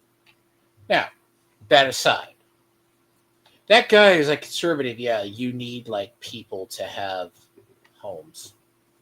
Okay. That's again. I keep forgetting. You guys, your conservatives are more what we call social conservatives. So, okay. Every person should have a home, be able to buy a home. Yeah. So that being said, these people are ultimately. It's kind of strange, like, but I agree on that part. But the moment that he goes, it kind of bothers me, is when they go, we're going to pay off insiders. Yeah. Ugh. Insiders. If flushing billions of tax dollars through big bureaucracies actually worked, we wouldn't be having this conversation.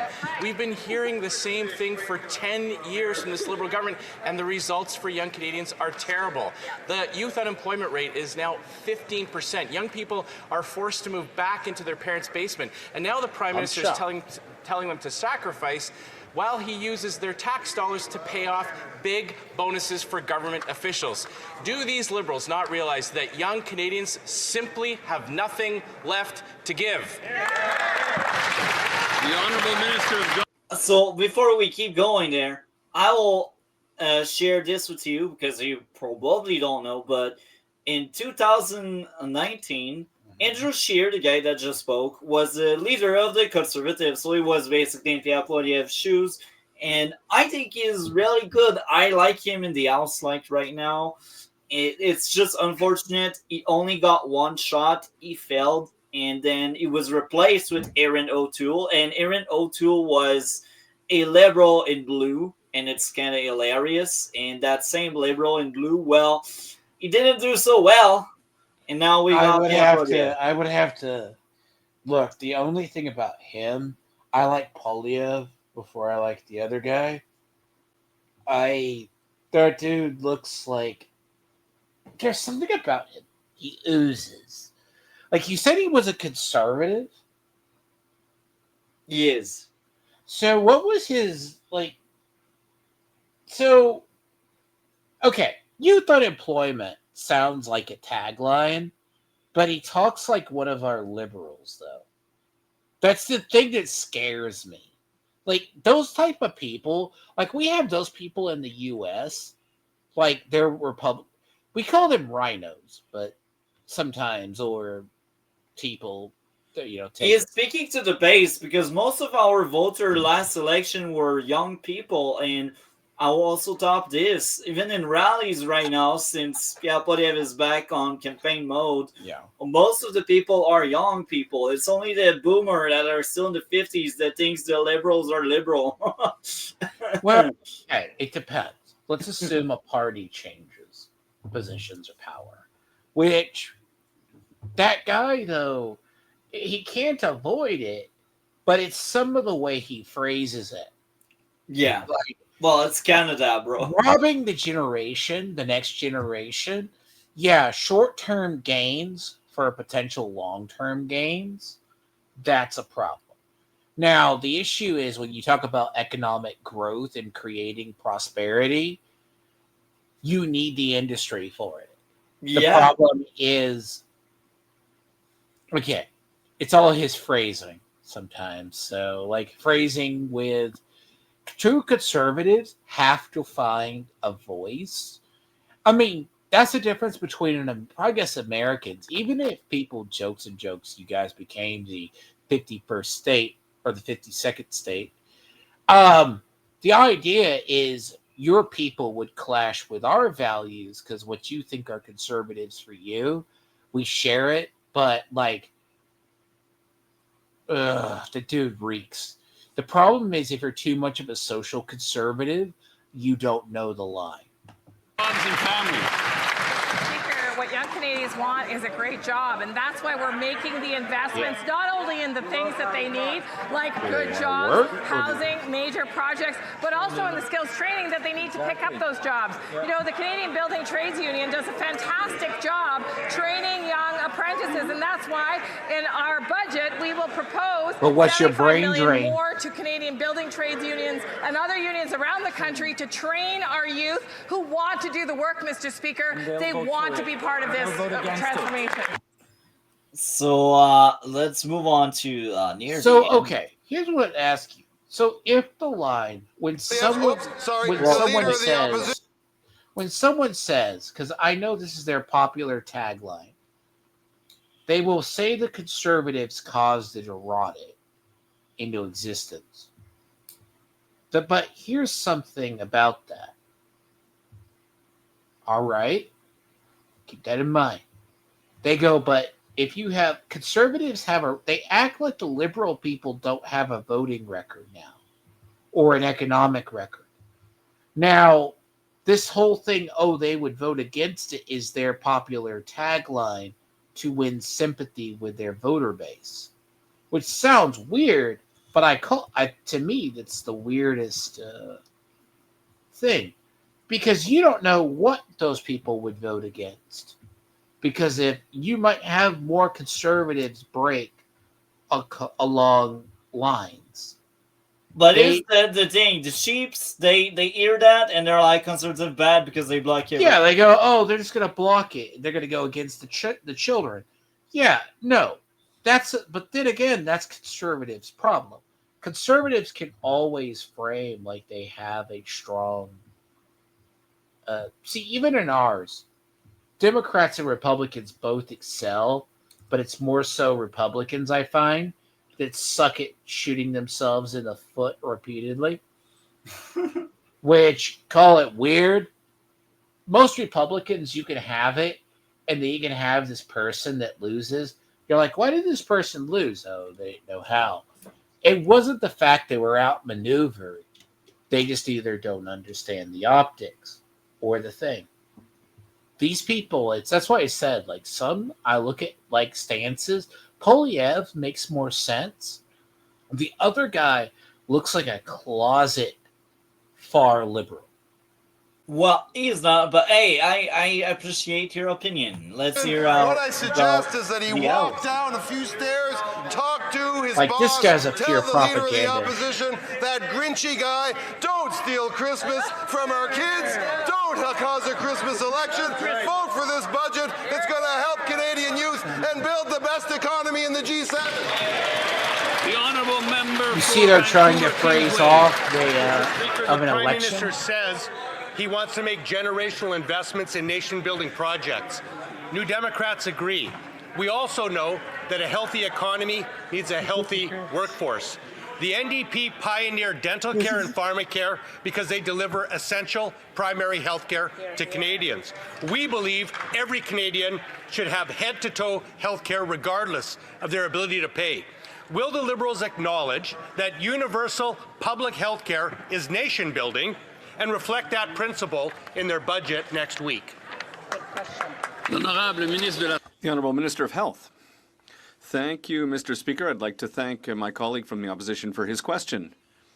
You know, I am the Minister of Health, and my role is first and foremost to defend the Canada Health Act, so I can guarantee to my colleague that before and after the budget, certainly we will defend universal health care for Canadians. Thank you. Member for Vancouver East. Deep cuts are being planned for the arts and culture sector in the upcoming budget. Festival and events could lose $22.5 million, reducing their funding to 2007 levels. The Canada Arts Council could face a $50 million cut. Arts and culture not only feed our soul, they are a major economic driver, contributing $65 billion to Canada's GDP in 2024, generating $17 billion in federal and provincial tax revenue. Funding should be increased to support these made-in-Canada jobs. Will the Minister of Finance scrap these cuts? Hear, hear. The Honourable Minister of Canadian Identity and Culture. For her question, in fact, between 2015 and 2024, this government has doubled the funding for the Arts and Culture Centre in this country. We have doubled the funding for the Canada Arts Council. We will continue to be there for our artists and for our cultural sector, Mr. Speaker. And it was that one. So let's bring context to Liberal on Liberal Crime Part 3. So this one is about budget. It's a short. It will be very interesting to cover. What is going on? Well, the budget has been talked about. We have a minority government. This means the government in place needs the support of the opposition to pass their budget. Now, what happened? Well, when we used to have minority parliament like right now, the government in place would go to the other party and ask them, what do you want in the budget so you can pass it, and how can I gain your support? And of course, the liberals, they think they have a mandate, they think they have a majority, so they don't listen to the other parties, and then he wants to blame the other parties for not supporting the budget, which is hilarious, but it's all politics. So the liberal on liberal crime here is we get one of the opposition party leader, even if the party is quite small, she is still there, and she voiced her opinion on how Mark Carney himself sees himself as emperor, sees himself as dictator, sees himself as a majority government when he's not. So let's hear out someone on the far left, because she is on the far left. She's the most left there is. Her party is the freaking Green Party, folks. And she will slander the liberals. Let's get into it. No way that we can, as Greens, vote yes on this budget.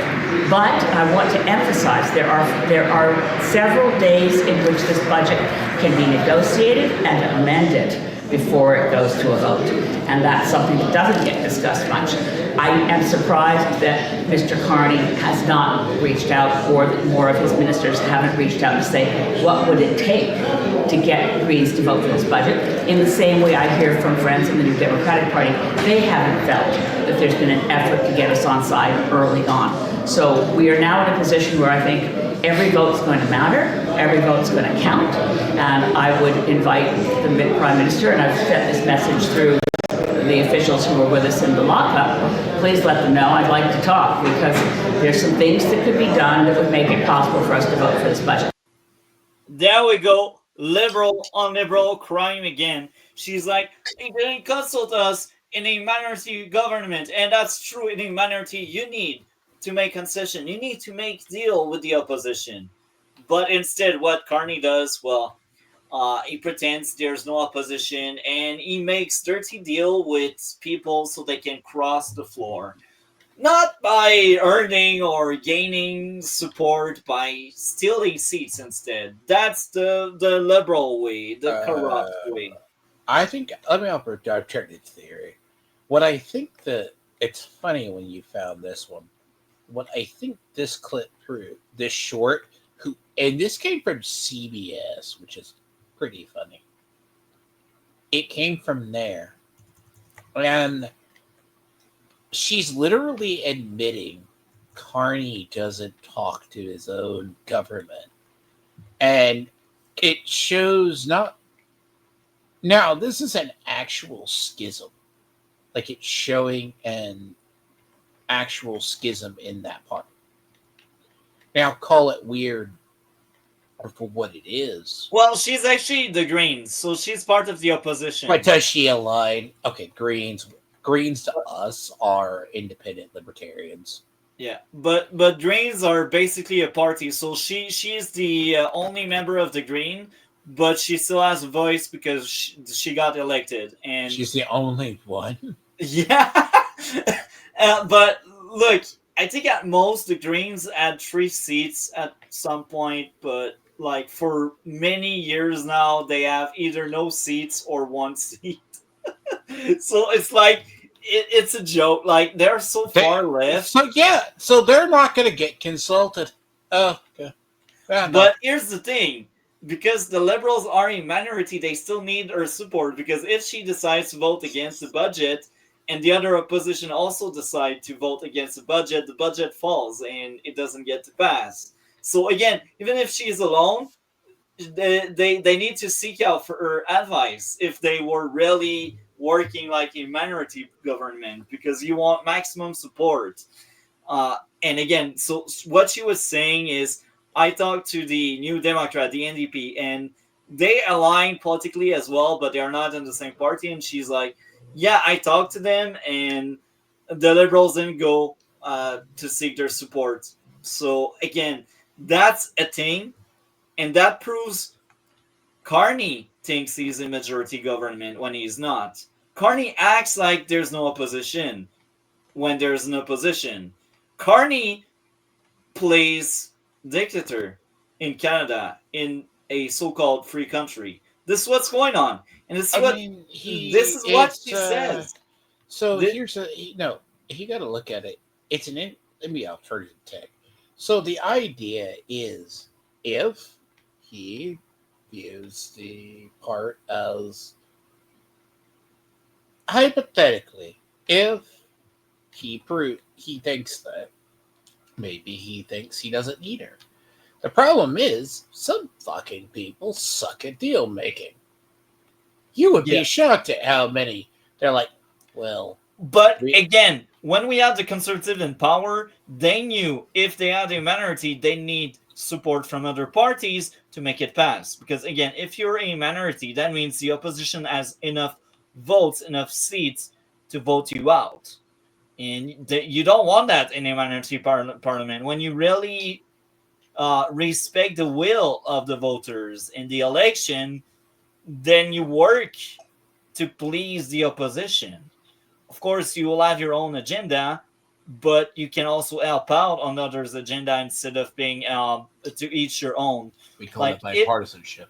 Yeah, like if you're a majority government, that's very different, because if you're a majority, you can do whatever, and the opposition is basically pointless at that point. But again, it's a minority government. They don't act like such, and they should, because what it sends as a message is, we don't care about what the voters voted for. They voted in minority, but we act like we are not.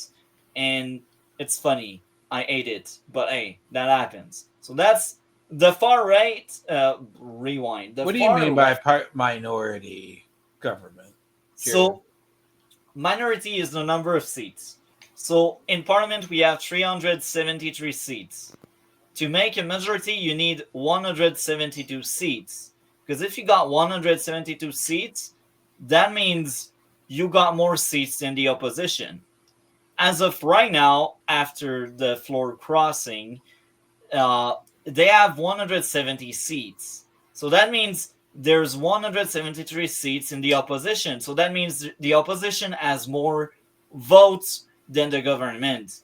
So it's a fact that if they were serious, they need support for at least 3 of the opposition parties. And it's really easy. You just ask the Green, like the girl right now you see on screen. You ask her, you already earned a voice. What do you do then? You ask the NDP, what do you want in the budget? I will add it. And if the NDP support, boom, you got, because they got 7 seats, you got suddenly 178, which is enough to get it passed. Man. So again, it's a minority, and the fact speaks. You're talking about, so the concept is well, if Carney was right, he should be trying to, I hate saying this, as she looks like a banana, but peel her off in a vote, because if a vote is going to be that close, you need so it's a parliament. So they don't really have a majority. Now, if Carney, why am I getting the idea? Carney believes he has a liberal mandate. Because of his book values. He thinks the elitists are the boss and there's no democracy. You think that's it? Well, Well, actually, what he wants is, he wants to convince the people that he got a mandate. He wants to convince the people that they trust him when they don't necessarily trust him enough to give him a majority. He wants to artificially make that majority. He wants to pretend he got the support. He wants to pretend people stand by him, while in fact 44% of voters voted for his party and 56% didn't vote for him. And that's telling, but he wants to pretend that's the reverse. So the only reason why they keep bringing in mandate is to pretend. It's to play a card. The most brainwashed, the most sheep people, like the one that don't critically think, they will trust it and they will go along with it and say, oh, he's got a mandate, so the opposition sucks. This is what's going on. That's because why I would think, like because that. when I think a mandate, I'm thinking a mandate is a majority. In my books, a mandate should be a majority. It should be like, oh, because when people talk about like what is a mandate election, you need to have like you had better have been elected with like a super majority. Yeah, well, here, that's also the case, but like the optics is whatever Carney wants to say, and It's not just anybody; it's all politicians. I mean, all politicians.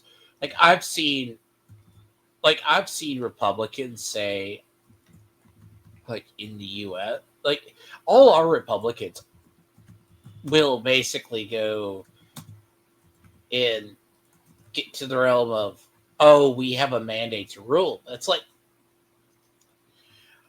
just because Trump got reelected doesn't mean you got doesn't mean, like, and just because a bunch of others doesn't mean that the position with the Republicans is a mandate election. Yeah. And just because the liberals are on a decline in the U.S. doesn't mean that they have 100% like that. That's what I said. Carney, the way he's ruling is strange to me. Like, he thinks he's the CEO of Canada because he's a banker, and that's he's all also he not the most things. attentive person either. Yeah, he doesn't give a crap about others, and far left people like the NDP and Elizabeth May right now are all agreeing to say, yeah, he doesn't talk to us, and he should. He probably should, because if he talked to her, it would be a vote. Yeah, not only it'd be a vote, but that proves, oh, I'm for democracy. And what he sends as a message by not talking to her is, I don't believe in the voters. I believe in whatever I want. And that's Carney way. Questions orales, oral questions, honorable député. The honourable member for Mégantic-L'Érable-Lotbinière. After 10 years of this Liberal government, and despite a new Prime Minister, the more things change, the more they stay the same. Liberal friends and insiders keep lining their pockets with tens of millions of dollars, while hundreds of thousands of Quebecers have no food to put on the table. Why is the Prime Minister feeding BDC, Via Rail, and EDC execs annual bonuses of over $100,000 instead of feeding families who can no longer afford groceries? What world does the Prime Minister live in, expecting young people to make more sacrifices while he gives millions to the rich? The Honourable Government House Leader. Madam Speaker, happy Halloween, first of all. And there's another celebration coming, and that's Christmas. At Christmas time, people look forward to that. It's been a big year for Canada, so this year in particular, people want to celebrate Christmas. So we're going to table a budget, and Canadians would like our Liberal plan, the Prime Minister's plan, to build a very strong country. They would like that budget to pass. So can my honourable colleague commit today not to be a Grinch and to vote for this budget? The honourable member for Mégantic-L'Érable-Lotbinière. Well, at Halloween, is the government House Leader going to stop scaring Canadians? What Canadians want is an affordable budget for an affordable life. And it's that government's responsibility to deliver. I agree, and it's kind of funny, all the puns about fear and Halloween and that kind of stuff. It's the so thing crazy. is, I like from it. what I'm gathering is, okay, I could be wrong here, and I'd be curious if I was. The idea is the Liberals that gained party or Carney's power, they're basically the leftovers from the shit that the shitheads that survived Trudeau's. Well, actually, removal. not only that, most of the people right now under the Liberals are the same people as Justin Trudeau. The only change we got is it's no longer Trudeau, it's Carney instead. But it's the same circus, it's the same crowd. I think there's like 4 cabinet ministers right now that were also cabinet minister under Trudeau, to give you an idea. So did he replace the cabinet entirely, or is it a different No, cabinet? just half of it. Just half of the cabinet was replaced. Huh. And So- it's funny because they only shifted some position. Like the previous immigration guy that failed in immigration is now the housing minister. And it's kind of funny because he used to be the mayor of Vancouver, and he was around by the time the price skyrocketed. So like it's like big brain. He screwed up Vancouver, he screwed up immigration, he screwed up justice, and now he's screwing up with housing. That's what's going on.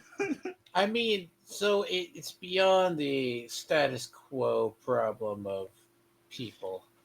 They're just it's okay. The term funny about the U.S. I should bring up. You know what happens when a politician excels? Let's assume a politician gains power. You know what the first act they have to do if you become president? You clean house? No. Well, terms aside, but not just clean house, the symbolic. But fun fact, by the way, the thing about so when you become president, you must. And I will admit, this is where Trump fucked up a little bit, and it makes Trump very, very sus. You're supposed to give up your holdings. So, like when Cheney was, us, it's worse, buddy. You're supposed to.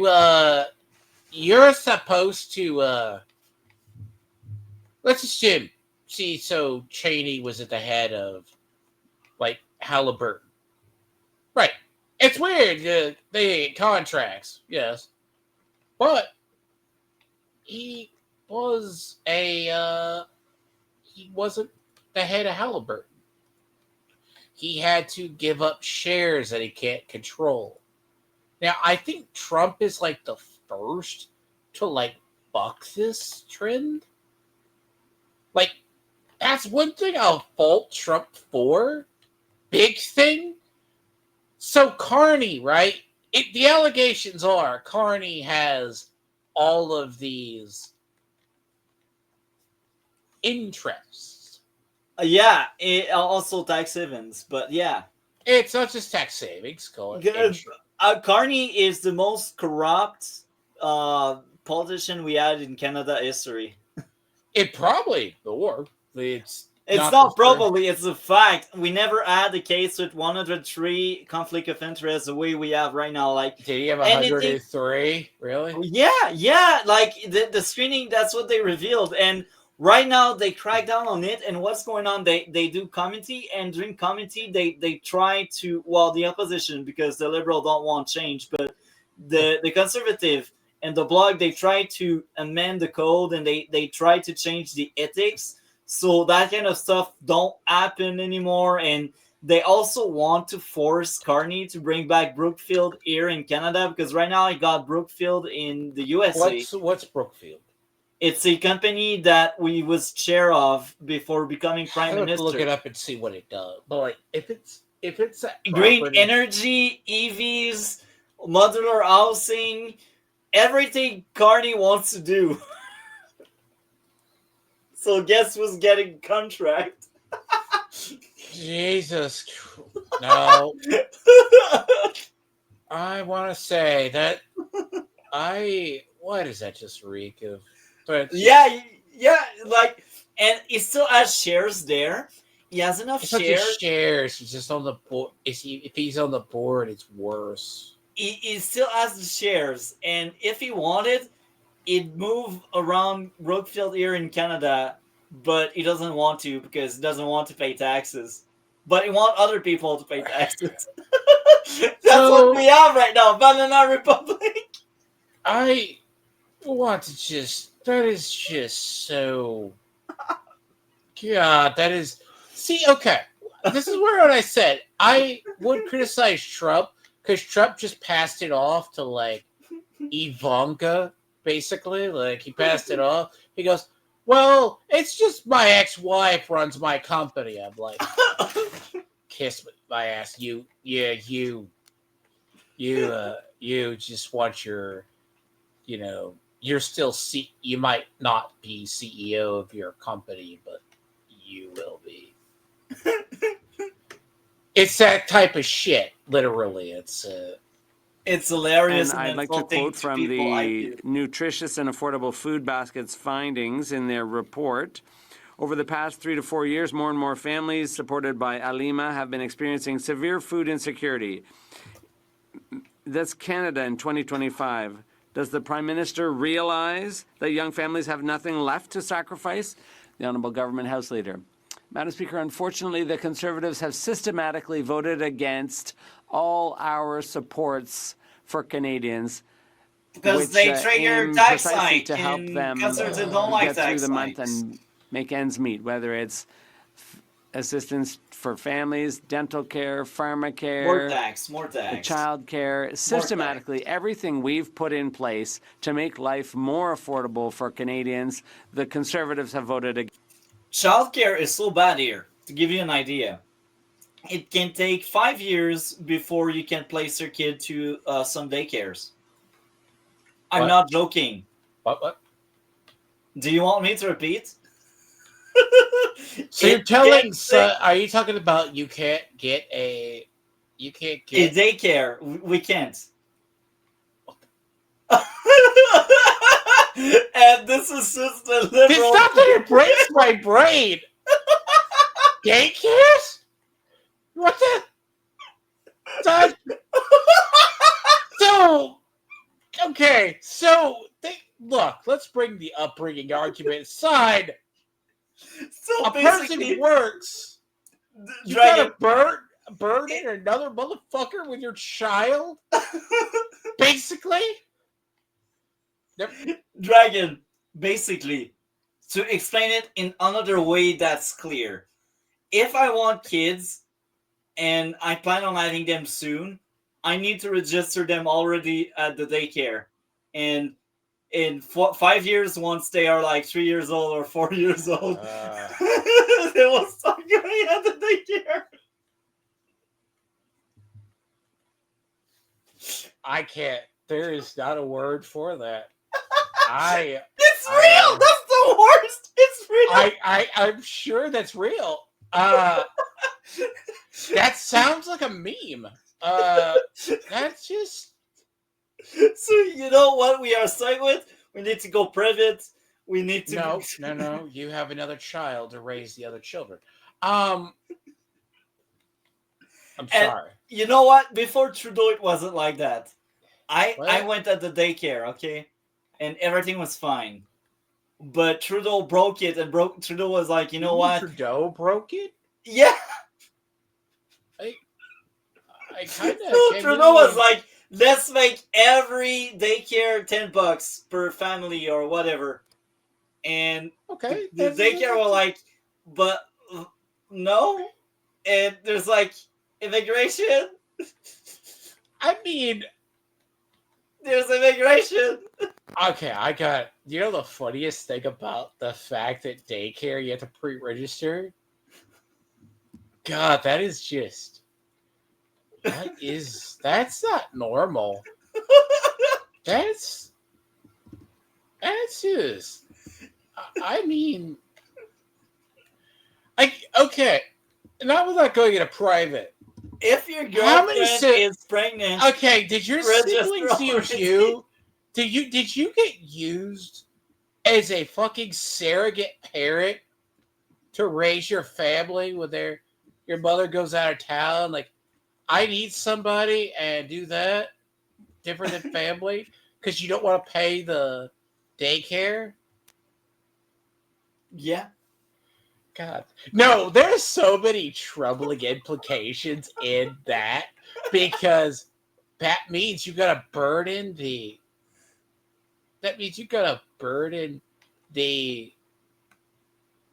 another family member with your bastard child or your fucking demonic offspring just so you can do shit. Or you send him to the private daycares. The public day. I was like, oh, if it was all So there's public daycare. Okay. Yeah, but like, yeah. Okay, no public daycare. Okay, that's different. I was like, oh, it was all paid care.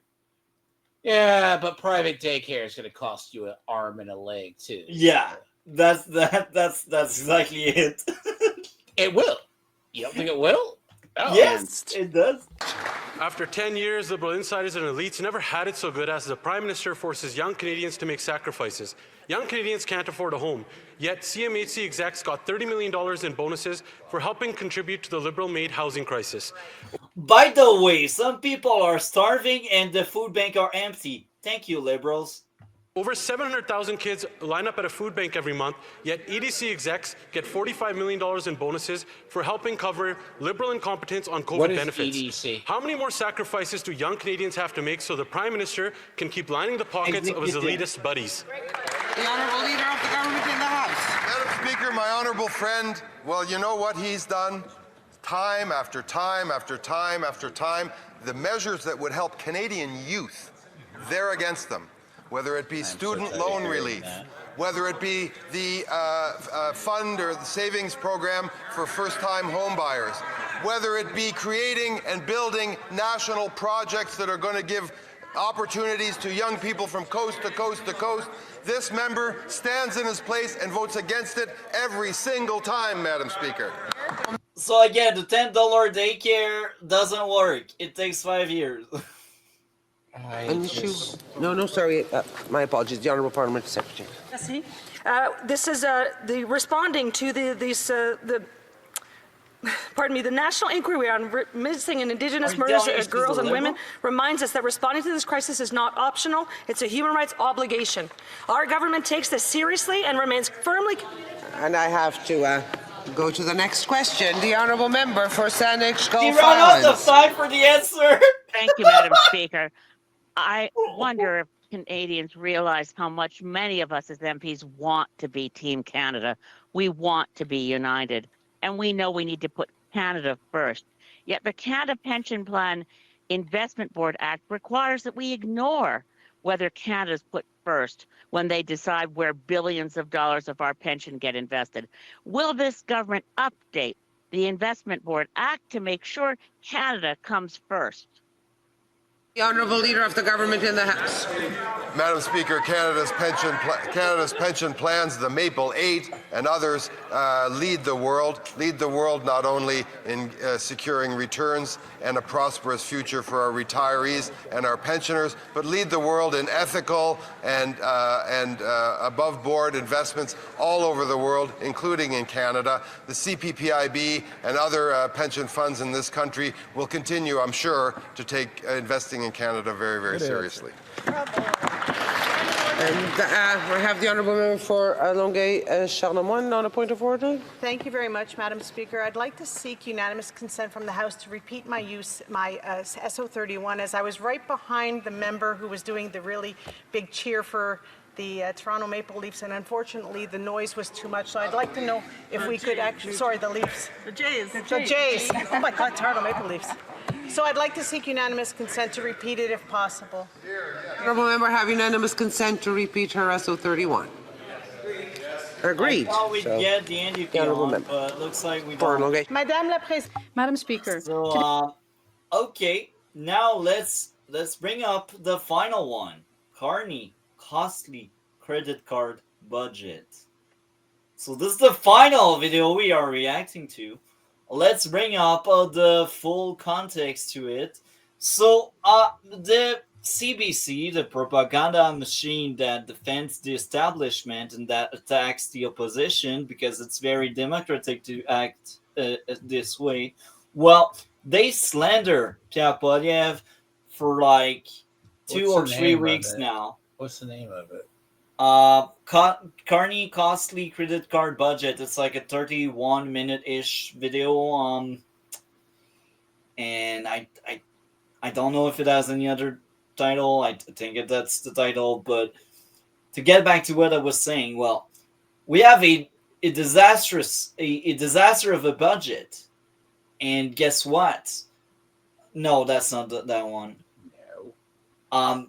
And guess what? The media they don't want to paint the Liberals as being incompetent and as breaking the promise. So instead of talking about the budget, like any competent media that wants to actually hold the government accountable, well, they go after the opposition and they spin that narrative because of the floor, or the floor crossing, I should say. They spin that narrative that Pierre Poilievre is done and he has no leadership. If that be true, they wouldn't be that scared of him. If that would be true, nobody would show up in rallies. If that be true, well, they wouldn't be speaking about him, because if the opposition has weak leadership and you want to prop up the government, you let them do that. You let them be bad, because if the opposition is bad, your government will do great. It will do better, and the opposition will look bad. So the best way to discredit an opposition is to say the leader of that opposition is weak. It's mental warfare. I don't know how to really call it. It's a psyop to pretend there's something going on that's not really going on. It's not the truth. It's just a media spin, and they spin it as much as they can because they know they don't have a dirt on Pierre Poilievre, and they know the budget is bad.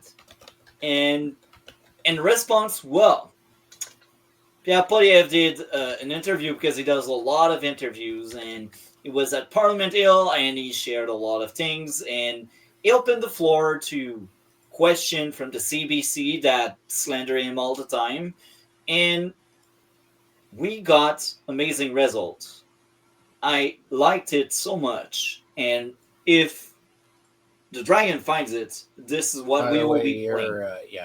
It's the. By the way, your sidebar, you're showing a sidebar, sir. You might want to. A sidebar? What's a sidebar? You're doing a by. If you notice on the screen, it looks like you're doing two layouts. I don't know. But we got the video now. Delivering the Calgary Sun. So he has a speech. We won't cover the entire speech because it's half an hour. We will cover the back and forth between him and several journalists that only want to push him in the mud. Rewind. They want to push Pierre Poilievre in the mud. They want to put him down. They want to minuscule him. They want to really tear him down. And the answers provided are great. So I can't remember the exact timestamp, but I will bring it very close. So maybe we will be at the tail end of a question. All I know is it will be entertaining. So let's get into it with this. There we go. Toujours que c'est demain que la bière deviendra gratuite. Mais toujours, chaque jour, le prix augmente. So now he's speaking in French, and he's saying every day the price are going up, even if Carney says they will go down tomorrow, but tomorrow never comes. Et c'est la même chose avec les ressources naturelles. Depuis son arrivée au pouvoir, il y a 8 mois, avec la promesse qu'il allait bâtir des choses. So now what he's saying is Carney promised the people we would use our resources to make Canada being prosper again, but he broke that promise once again. That's what Carney does. He breaks promises. Avec une vitesse inimaginable. Yep. With a speed that has no match, well, it's a very, very slow speed. It's unmatched, but not for the good reasons. That's my caveat I decided to add because it sounds great. Pas un seul projet en construction aujourd'hui qui n'était pas déjà là avant l'arrivée au pouvoir de M. Carney. Not a single project was highlighted by Carney that wasn't already there before Carney came in. So that means Carney promised many things he doesn't deliver, and what he takes credit from is not from him. It's from Trudeau, which is hilarious. Monsieur Carney a besoin de faire une chose, se débarrasser du chemin. Il y a des... He says his catchphrase, Carney must get out of the way. Word. Des billions de dollars privés prêts à bâtir des oléoducs, des pipelines, des mines, des ports, et j'en passe.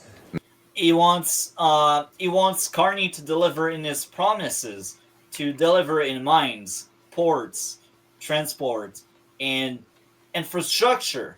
But of course, Carney doesn't deliver. Mais les lois libéraux bloquent ces projets. The liberal Il faut law enlever les block 9 project. lois anti-développement des They libéraux need to remove the laws that pour stop libérer le chemin growth et and permettrait aux investisseurs Open the way. d'investir, aux constructeurs de construire So investor et can aux invest travailleurs and de builder travailler. can build. Donc, Workers enlever should work. les libéraux du chemin et Remove the permettrait liberals notre from the way. économie d'être le plus riche et abordable au monde. Merci beaucoup. Hey, Tim Brooks, CTV. You lost 2 MPs the week of the budget. One cited your leadership as a reason for leaving. I just want to put Carney and the Liberals to the side here, just as you personally. Of course you do. Does this say anything about your leadership? Have you maybe reflected on your leadership style moving forward? No, my plan is to continue to lead and be the only leader in the country that's fighting for an affordable Canada, where our people who work hard can afford a home and food. That is my agenda. And I will just quote Mr. D'Entremont when he speaks about Mark Carney. By the way, Chris D'Entremont is the traitor, he is the monster, he is the selfish guy that decided to cross the floor and to pretend, well, it's the right thing to do, and he did pretend, he advised and he told his family, friends, and constituents he didn't do such thing. He shocked everyone, and that's a very bad optic. And as of right now, Pierre Poilievre is like framing Chris D'Entremont as that guy that loses all credibility, because 3 weeks ago, or I should say now a month ago, he was criticizing the Liberals and their bad policies. Yet now Chris D'Entremont is part of the Liberal and the broken policies. So he joined the people he was against, and it doesn't make sense. It takes away any credibility. You cannot take Chris D'Entremont seriously. So that's the narrative, and let's hear out what Pierre Poilievre quote from Chris the traitor. It says, after 6 months under a new prime minister who promised financial discipline, Canadians are still waiting. He said that he would be judged by the cost of groceries at the store. Well, Canadians are judging him, and they are not impressed. He said this only a few months ago. Since the Liberals came to power, food prices are up 40%. We have heard it many times here today. It is deliberate and it is unacceptable. It is inhumane, said Mr. D'Entremont, for a G7 country. So he said that Liberal food price inflation under Mark Carney was inhumane, and I couldn't agree more. And I feel badly for the inhumane conditions, to use his own words, that he is now supporting for his own constituents. So again, he's saying, Chris D'Entremont a few weeks ago was slandering and saying Liberals do bad policies, and now he is among them. So I guess his word means nothing.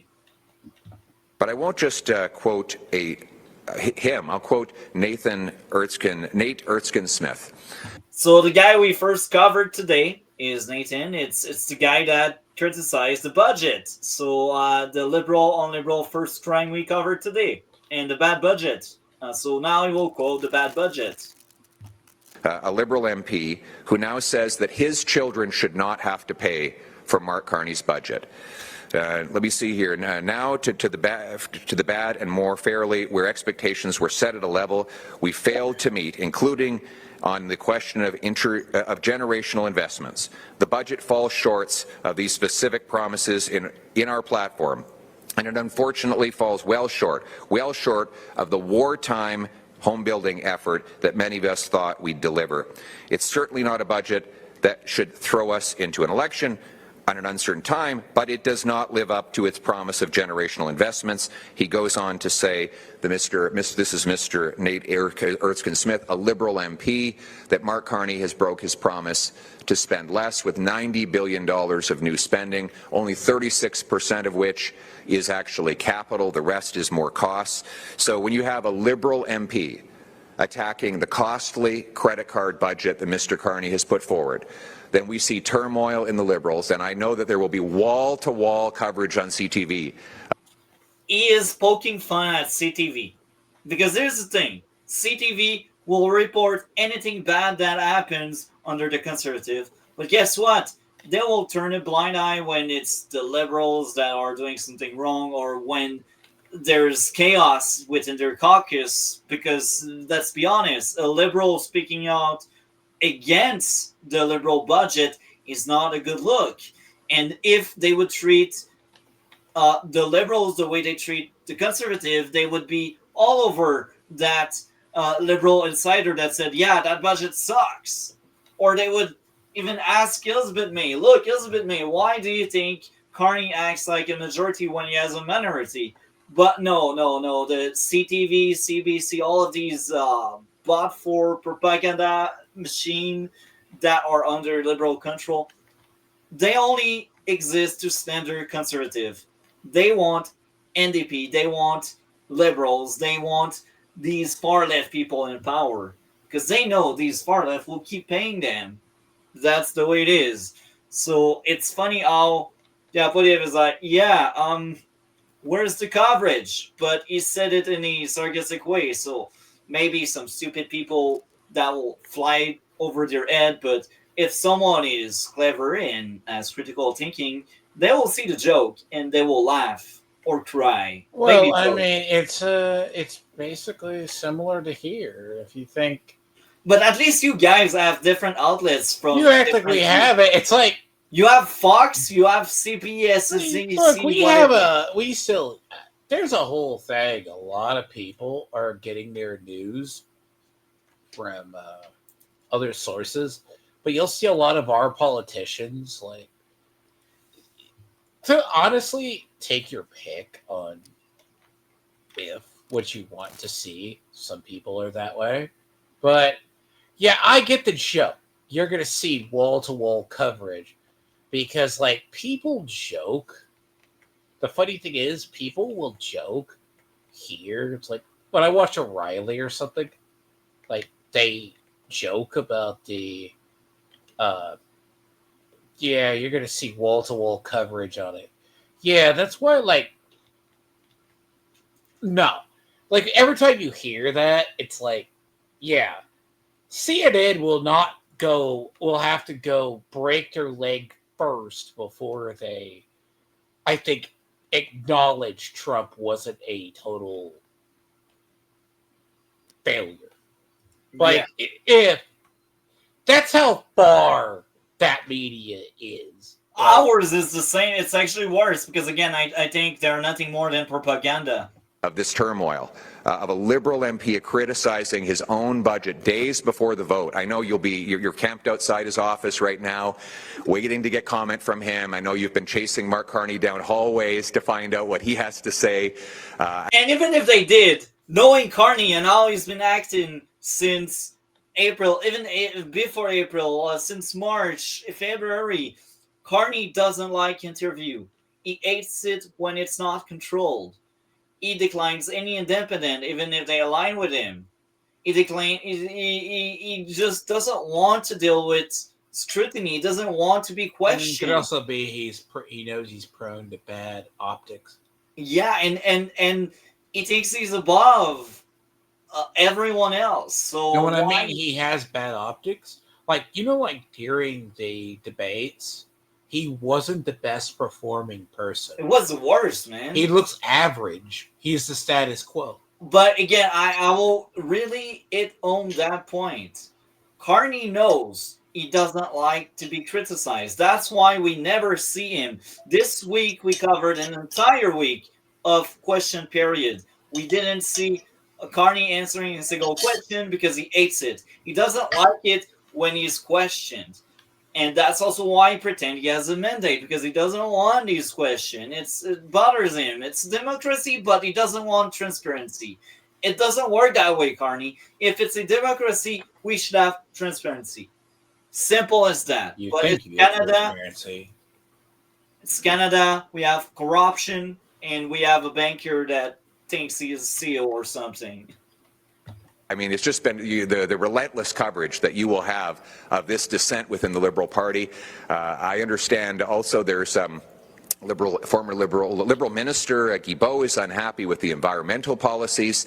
That while he supports raising costs, he doesn't think they raise them enough. That we've got tax them even more so they can even die harder of like starvation or some crap like that. Wilkinson is unhappy. So I know that I'm looking forward to seeing the wall-to-wall coverage on CTV of all of the costly turmoil in the Liberal budget. So I will be tuning in tonight to watch your newscast. Thank you. That's the most passive-aggressive fucking whatever. Published a secret report suggesting Canadians may revolt once we realize how broke we are. This year, under Prime Minister Carney, we're approaching a $100 billion deficit. How close are Canadians to a breaking point? Well, many are already broken. That's not the only report. The Liberal government, there was a leaked report that came out through Blacklock's, got very little media coverage, but it said basically liberal policies had us on track so that Canadians will have to forage and hunt for food because they can't afford to afford groceries. Like this is in Canada. Real. This is the we covered it. Do you remember that? We covered it like back in April. talk that you would expect in an impoverished, overpriced third world economy. But that is the trajectory that the Liberals have us on. And this costly credit card budget of Mark Hardy will make that even worse. Canadians can't afford life. They are absolutely desperate. Go into our streets and talk to people. Ask them about their lives. Their lives are falling apart because they cannot afford this costly government. And it is leading to major breakdown. Go onto the street not far from here. There's an encampment where people who've lost hope and have been broken are now addicted to fentanyl and are dying face first on the pavement on our streets. These are the real issues. This is why I'm in politics, to fight to give back the promise of our country that every single Canadian, whether they're a waitress, a welder, or a businessman, can have a good plate of food every single night, live in a nice house on a safe street. That's why we're in this business. How long? Thank you. Last question. It was there before. Aaron Collins, CBC. So Chris D'Entremont, just turning back to last week, said that your party is being run like a frat house. So I'm just curious. So it's CBC, another of these far left outlets that slander and really attack relentlessly the opposition party because they like the Liberals, because the Liberal gives them fat checks. So yeah, he is saying, what do you think of the comment on Chris D'Entremont saying the Conservative caucus is like a frat party? So Pierre Poilievre is like, let's tear apart that journalist. What you think he means by that, and if you think well, I think that CBC had to be. Are you with CBC, by the way? Yeah, that's right. Oh, okay, right. I'm just curious if you think that could lead to more MPs leaving your caucus, and what you think he means by that. Well, first of all, CBC has had to correct the falsehoods that they put into that story. So I encourage you to tell Canadians about the falsehoods you published and explain why you did that. But I would ask if you agree with Mr. D'Entremont, or you. So I will add context. So what happened this week, because they really want to spin the narrative that Pierre Poilievre has no leadership and yada yada. And one of the things Chris D'Entremont said following his floor crossing reveal, it was saying, Andrew Scheer, the House leader. So basically the House leader is like the deputy opposition leader. So it's basically the assistant of Pierre Poilievre, basically. Andrew Scheer entered with our caucus leader, and they barged in, they pushed aside my secretary, and they were very angry and aggressive when they came in. And that's what CBC put out. And then this is purely defamation because the secretary herself said, Hell no, it didn't happen this way. We opened the door and we went aside so they could enter. And they were not aggressive. They just walked in the room to ask you why. This is the truth. This is what happened. But yet CBC wanted to depict the conservative Andrew Scheer and the caucus leader as being aggressive and being dangerous to the floor crosser. And shocking. What did you say? I said shocking. Oh yeah. No. Your opposition is so your opposition is a monster? No, the funny thing I noticed about the floor crossing. So okay, hypothetically, if his bullshit is he could floor like okay, the thing is not like you make more sport out of this than I could. But the funny thing about this is, like, his okay. They spread misinformation. You would love, I think, Trump. Like Trump's stuff, like when he's combative with reporters, people go, "Oh, see, Poilievre does it, but in a more, I say, passive aggressive way than what someone does." But it goes along the lines of, if you ever see Trump's press conference, and this is what I do like about it, is he goes, "Oh, where are you from?" He'll take occasional like jabs against the ones that have been bashing him. Like the ones like it's coming. But again, Pierre Poilievre is like, can you remove the falsehood on your website because like we already debunked what really happened. I believe he was telling the truth when he said, and I'm going to quote, "Now, after 6 months under a new prime minister who promised financial discipline, Canadians are still waiting." He said that he would be judged by the cost at the grocery store. Well, Canadians are judging him, and they are not impressed. Since the Liberals came to power, food prices have risen 40%. We have heard it many times here today. It is deliberate, and it is unacceptable.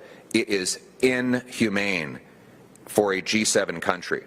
Mr. d'Entremont said that Liberal food price inflation is inhumane. Do you believe that he was telling the truth when he said that? Yes. Oh, you can. Want to ask the questions? I did already. I already said that you're. So in case you missed it, the reporter is like offended, and he's like, "I asked the question," and Pierre Poilievre was like, "I did answer it." I heard the tone. Yeah, it's report from CBC was wrong, and we have corrected the record. We put out a statement. We stand by the statement. But I have a statement here from Mr. d'Entremont. He says, since the Liberals came to power, food prices have risen 40%. We have heard it many times here today. It is deliberate, and it is unacceptable. It is inhumane in a G7 country. Do you agree with Mr. d'Entremont that Mark Carney's food price inflation is inhumane? So again, I asked you if you thought That's that speaking opposite what you bitch. thought Mr. d'Entremont meant by your party being run like a frat house, whether or not you thought that would lead to more MPs leaving your caucus. That's the question for you, sir. No. So I answered your question. And so the answer that I have back to you is that Mr. d'Entremont this is a quote from just a few months ago where he said that Liberal food price inflation was inhumane. Yeah. And you know what? He's right. Thank you. Thanks, everybody. And it's funny because in case you forgot it or missed it, after really hearing the question, he really wanted to make sure, are you really from CBC? And the guy was like, yes. So it's like, which outlet? Okay, that's the outlet that want to push me in the mud, and he just humiliated the journalist. I like it. No, that's not an annihilation, but it's a repudiation. It was just something. That's just look. There's a point. I'm fine with Look, there's a thing in PR, and there's two ways to conduct it. Now, at times, okay, in political PR speak, he literally laid the guy out, but it's like, yeah, are you the same part of the same newspaper that has been slandering me for how long? So it's being condescending, and look, some feel, I'll be very honest, some would say that's not the way you handle criticism. Now, the problem is you could be a condescending dick. Wait, don't let that fool you. Don't be fooled about being a condescending dick, because that's what I said. If you've ever seen like Trump's, like some of his press conferences, when the liberal reporters or the reporters who, and the thing is, he knows who they are. Like, he knows actively who they are, because the White House press pool is not. I mean, being put in the White House press pool is like a blessing to itself. But he knows the ones that are there to hate him. And the issue itself is, yeah, he's going to not like. But Poilievre basically does do the whole if you don't like it kind of shit. I mean, that's totally fine. But the thing is, yeah, are you going to correct the record? So I say it's good to see that perspective, because he knows he's fighting a stream. The problem himself is, can he do well? Like, he's good. It's like that other guy. That other guy looked as soft as milk toast. And I could be wrong. You like him. He's like, well, he didn't have enough time. But Poilievre knows how to stage something. Yeah. That's his perk. That's true. He knows how. He's a good leader. The other one sounded just wimpy or not well spoken. If that is. He might not be a liberal. Like, the problem is, I do understand. You guys have more social. Your conservatives are more social conservatives at the end of the day. Yeah. That's the thing. And that's fine. Like, but Poilievre, his biggest problem is PR. He has to, for the love of God, find a way to do PR. He just, to win an election, it's not like, he does ooze charisma. People who support him will support him. The problem is, if I say anything with your conservative, it's reaching out to the other side. It's reaching out. He needs to figure out what he could pick, who he can pick up. Yeah. Because if it's picking up people, the issue itself is, if you're already fighting a tide, it's like the NDP people. The reason why people hear me sigh when one of them speaks. Because I hear the same shit from our liberal people, like Schumer and that. I'm like, so I roll my eyes and groan. That's also the same kind of crap the liberals are pulling as well. Well, the thing about it is, the reason why I sigh, if you ever hear this in the future, because I hear that from ours. Yeah, I know. And you know what's funny? Once the conservative will be in power and there will be government, every opposition party will basically have the same exact kind of question, and that'll be hilarious. No, the thing is, they act good. Look, they do good, poignant questions. But the thing about it is, it's phrased in such an innocuous way. It's not meant to be condescending. But it is. Like you sound like you're just a paid shill. But it's that realm. I'm just like, what am I listening to? And that's the kind of the problem with like NDP, the other guy. Like they can give a good speech. Like if they're prepped enough, that's the thing about them. They have good coaching. Like you got people who are good. Gumption. Their gumption is good. They are natural at what they do. Now, the problem itself is Carney could be a really quote-unquote good governor. Okay? Governance-wise. But he could also have the take of a dead, basically, like, taste of whatever. That's what I see with Carney. The biggest problem I find with Carney is the guy that's the status quo. He will do the exact same. He's status quo, but here's the thing: why he in his governance, he is governing from a perspective of he'll take questions, but he will lie. Okay, like all politicians lie. So well, Pierre Poilievre was honest. Like sometimes Poilievre will be honest. Yes. Yeah. But no, when I say the thing about like a lot of people, they don't get when you look at like how politicians really are. They always think that these people are always going to be honest. You can never take into account.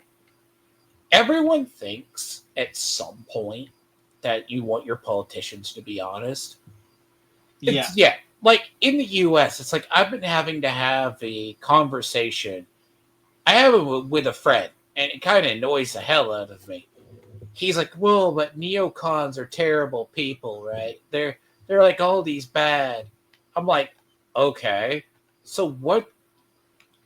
And I have to educate people on, like, and I asked, Nick Fuentes, ever heard of him?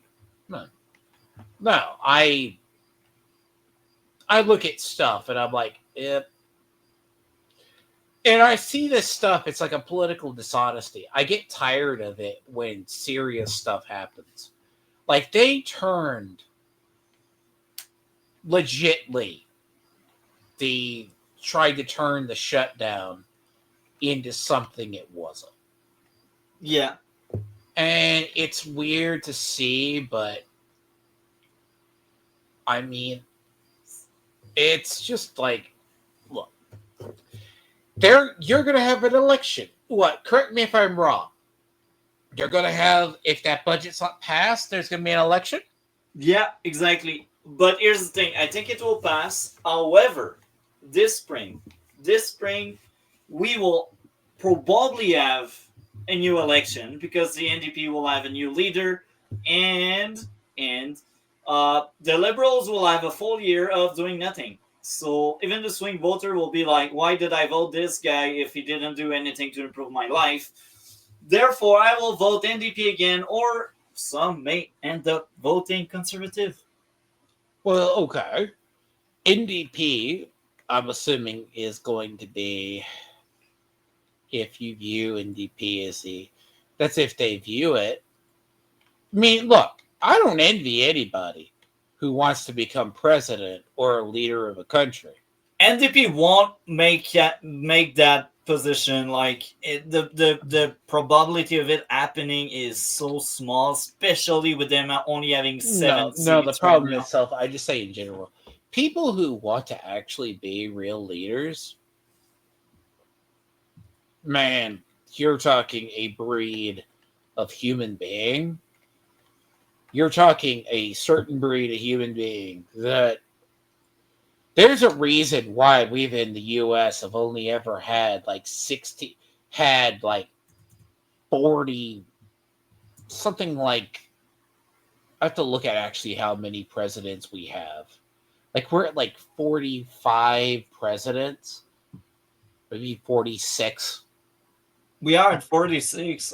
No, 45. Yeah. But and then you look at what the presidency does to a human being, that amount of stress. But you guys always have 4 years. Here we don't always have 4 years. Sometimes we have only a year. Sometimes we have 2 years. Well, yeah, no, what I'm saying, yeah, a lot of mine is the politicians age horribly. Yeah. Like, senators age better, but some just stay in there. Like, you can look, Trump's been in office for almost a year.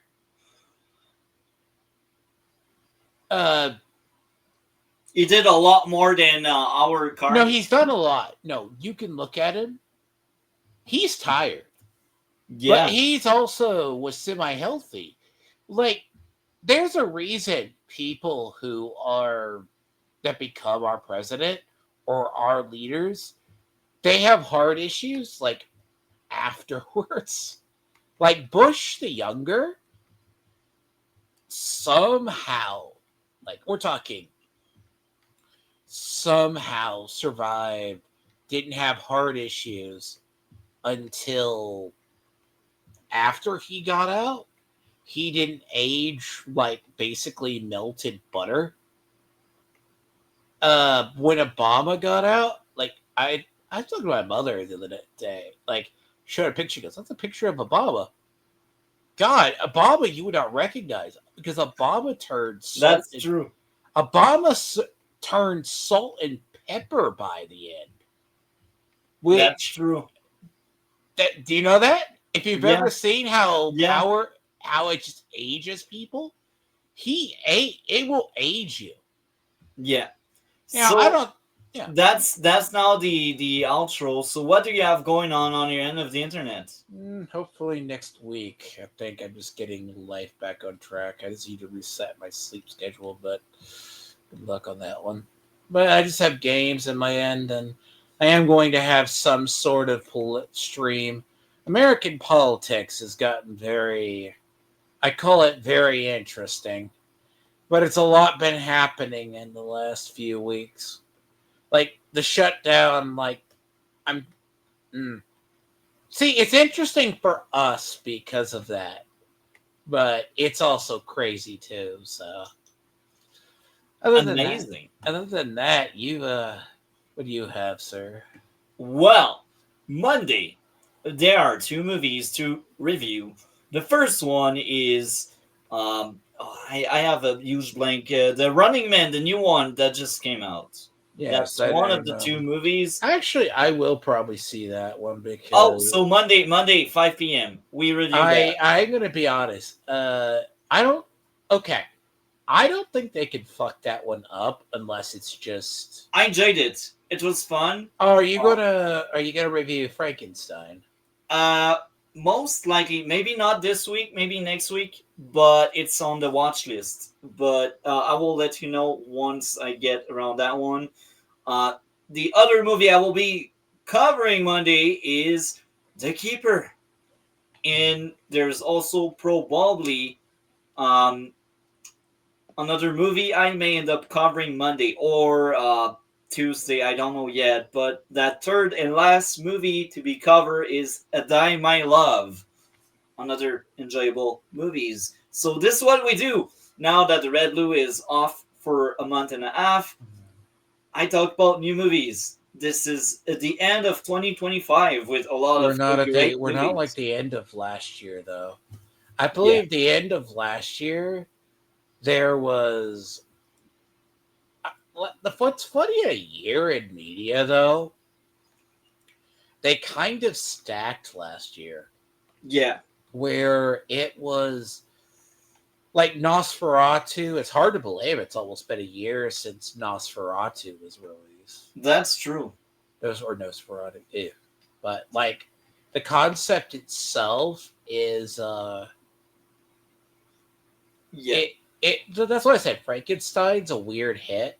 Now, what's interesting is if you want to talk Predator Badlands actually didn't do good, but it did better than expected. Yeah. But we've also you should really look into, but Cole would know more, is the end of the movies, because it's not like this year has been good on movies. Yeah, this year has been terrible. Like, even Superman, that's third year in Quebec, not so great. But to get back to the planning of this week, next Saturday we talk about politics once again, and we will have the budget week coming next Saturday. Oh, you're gonna actually review it, to read the document? Oh my.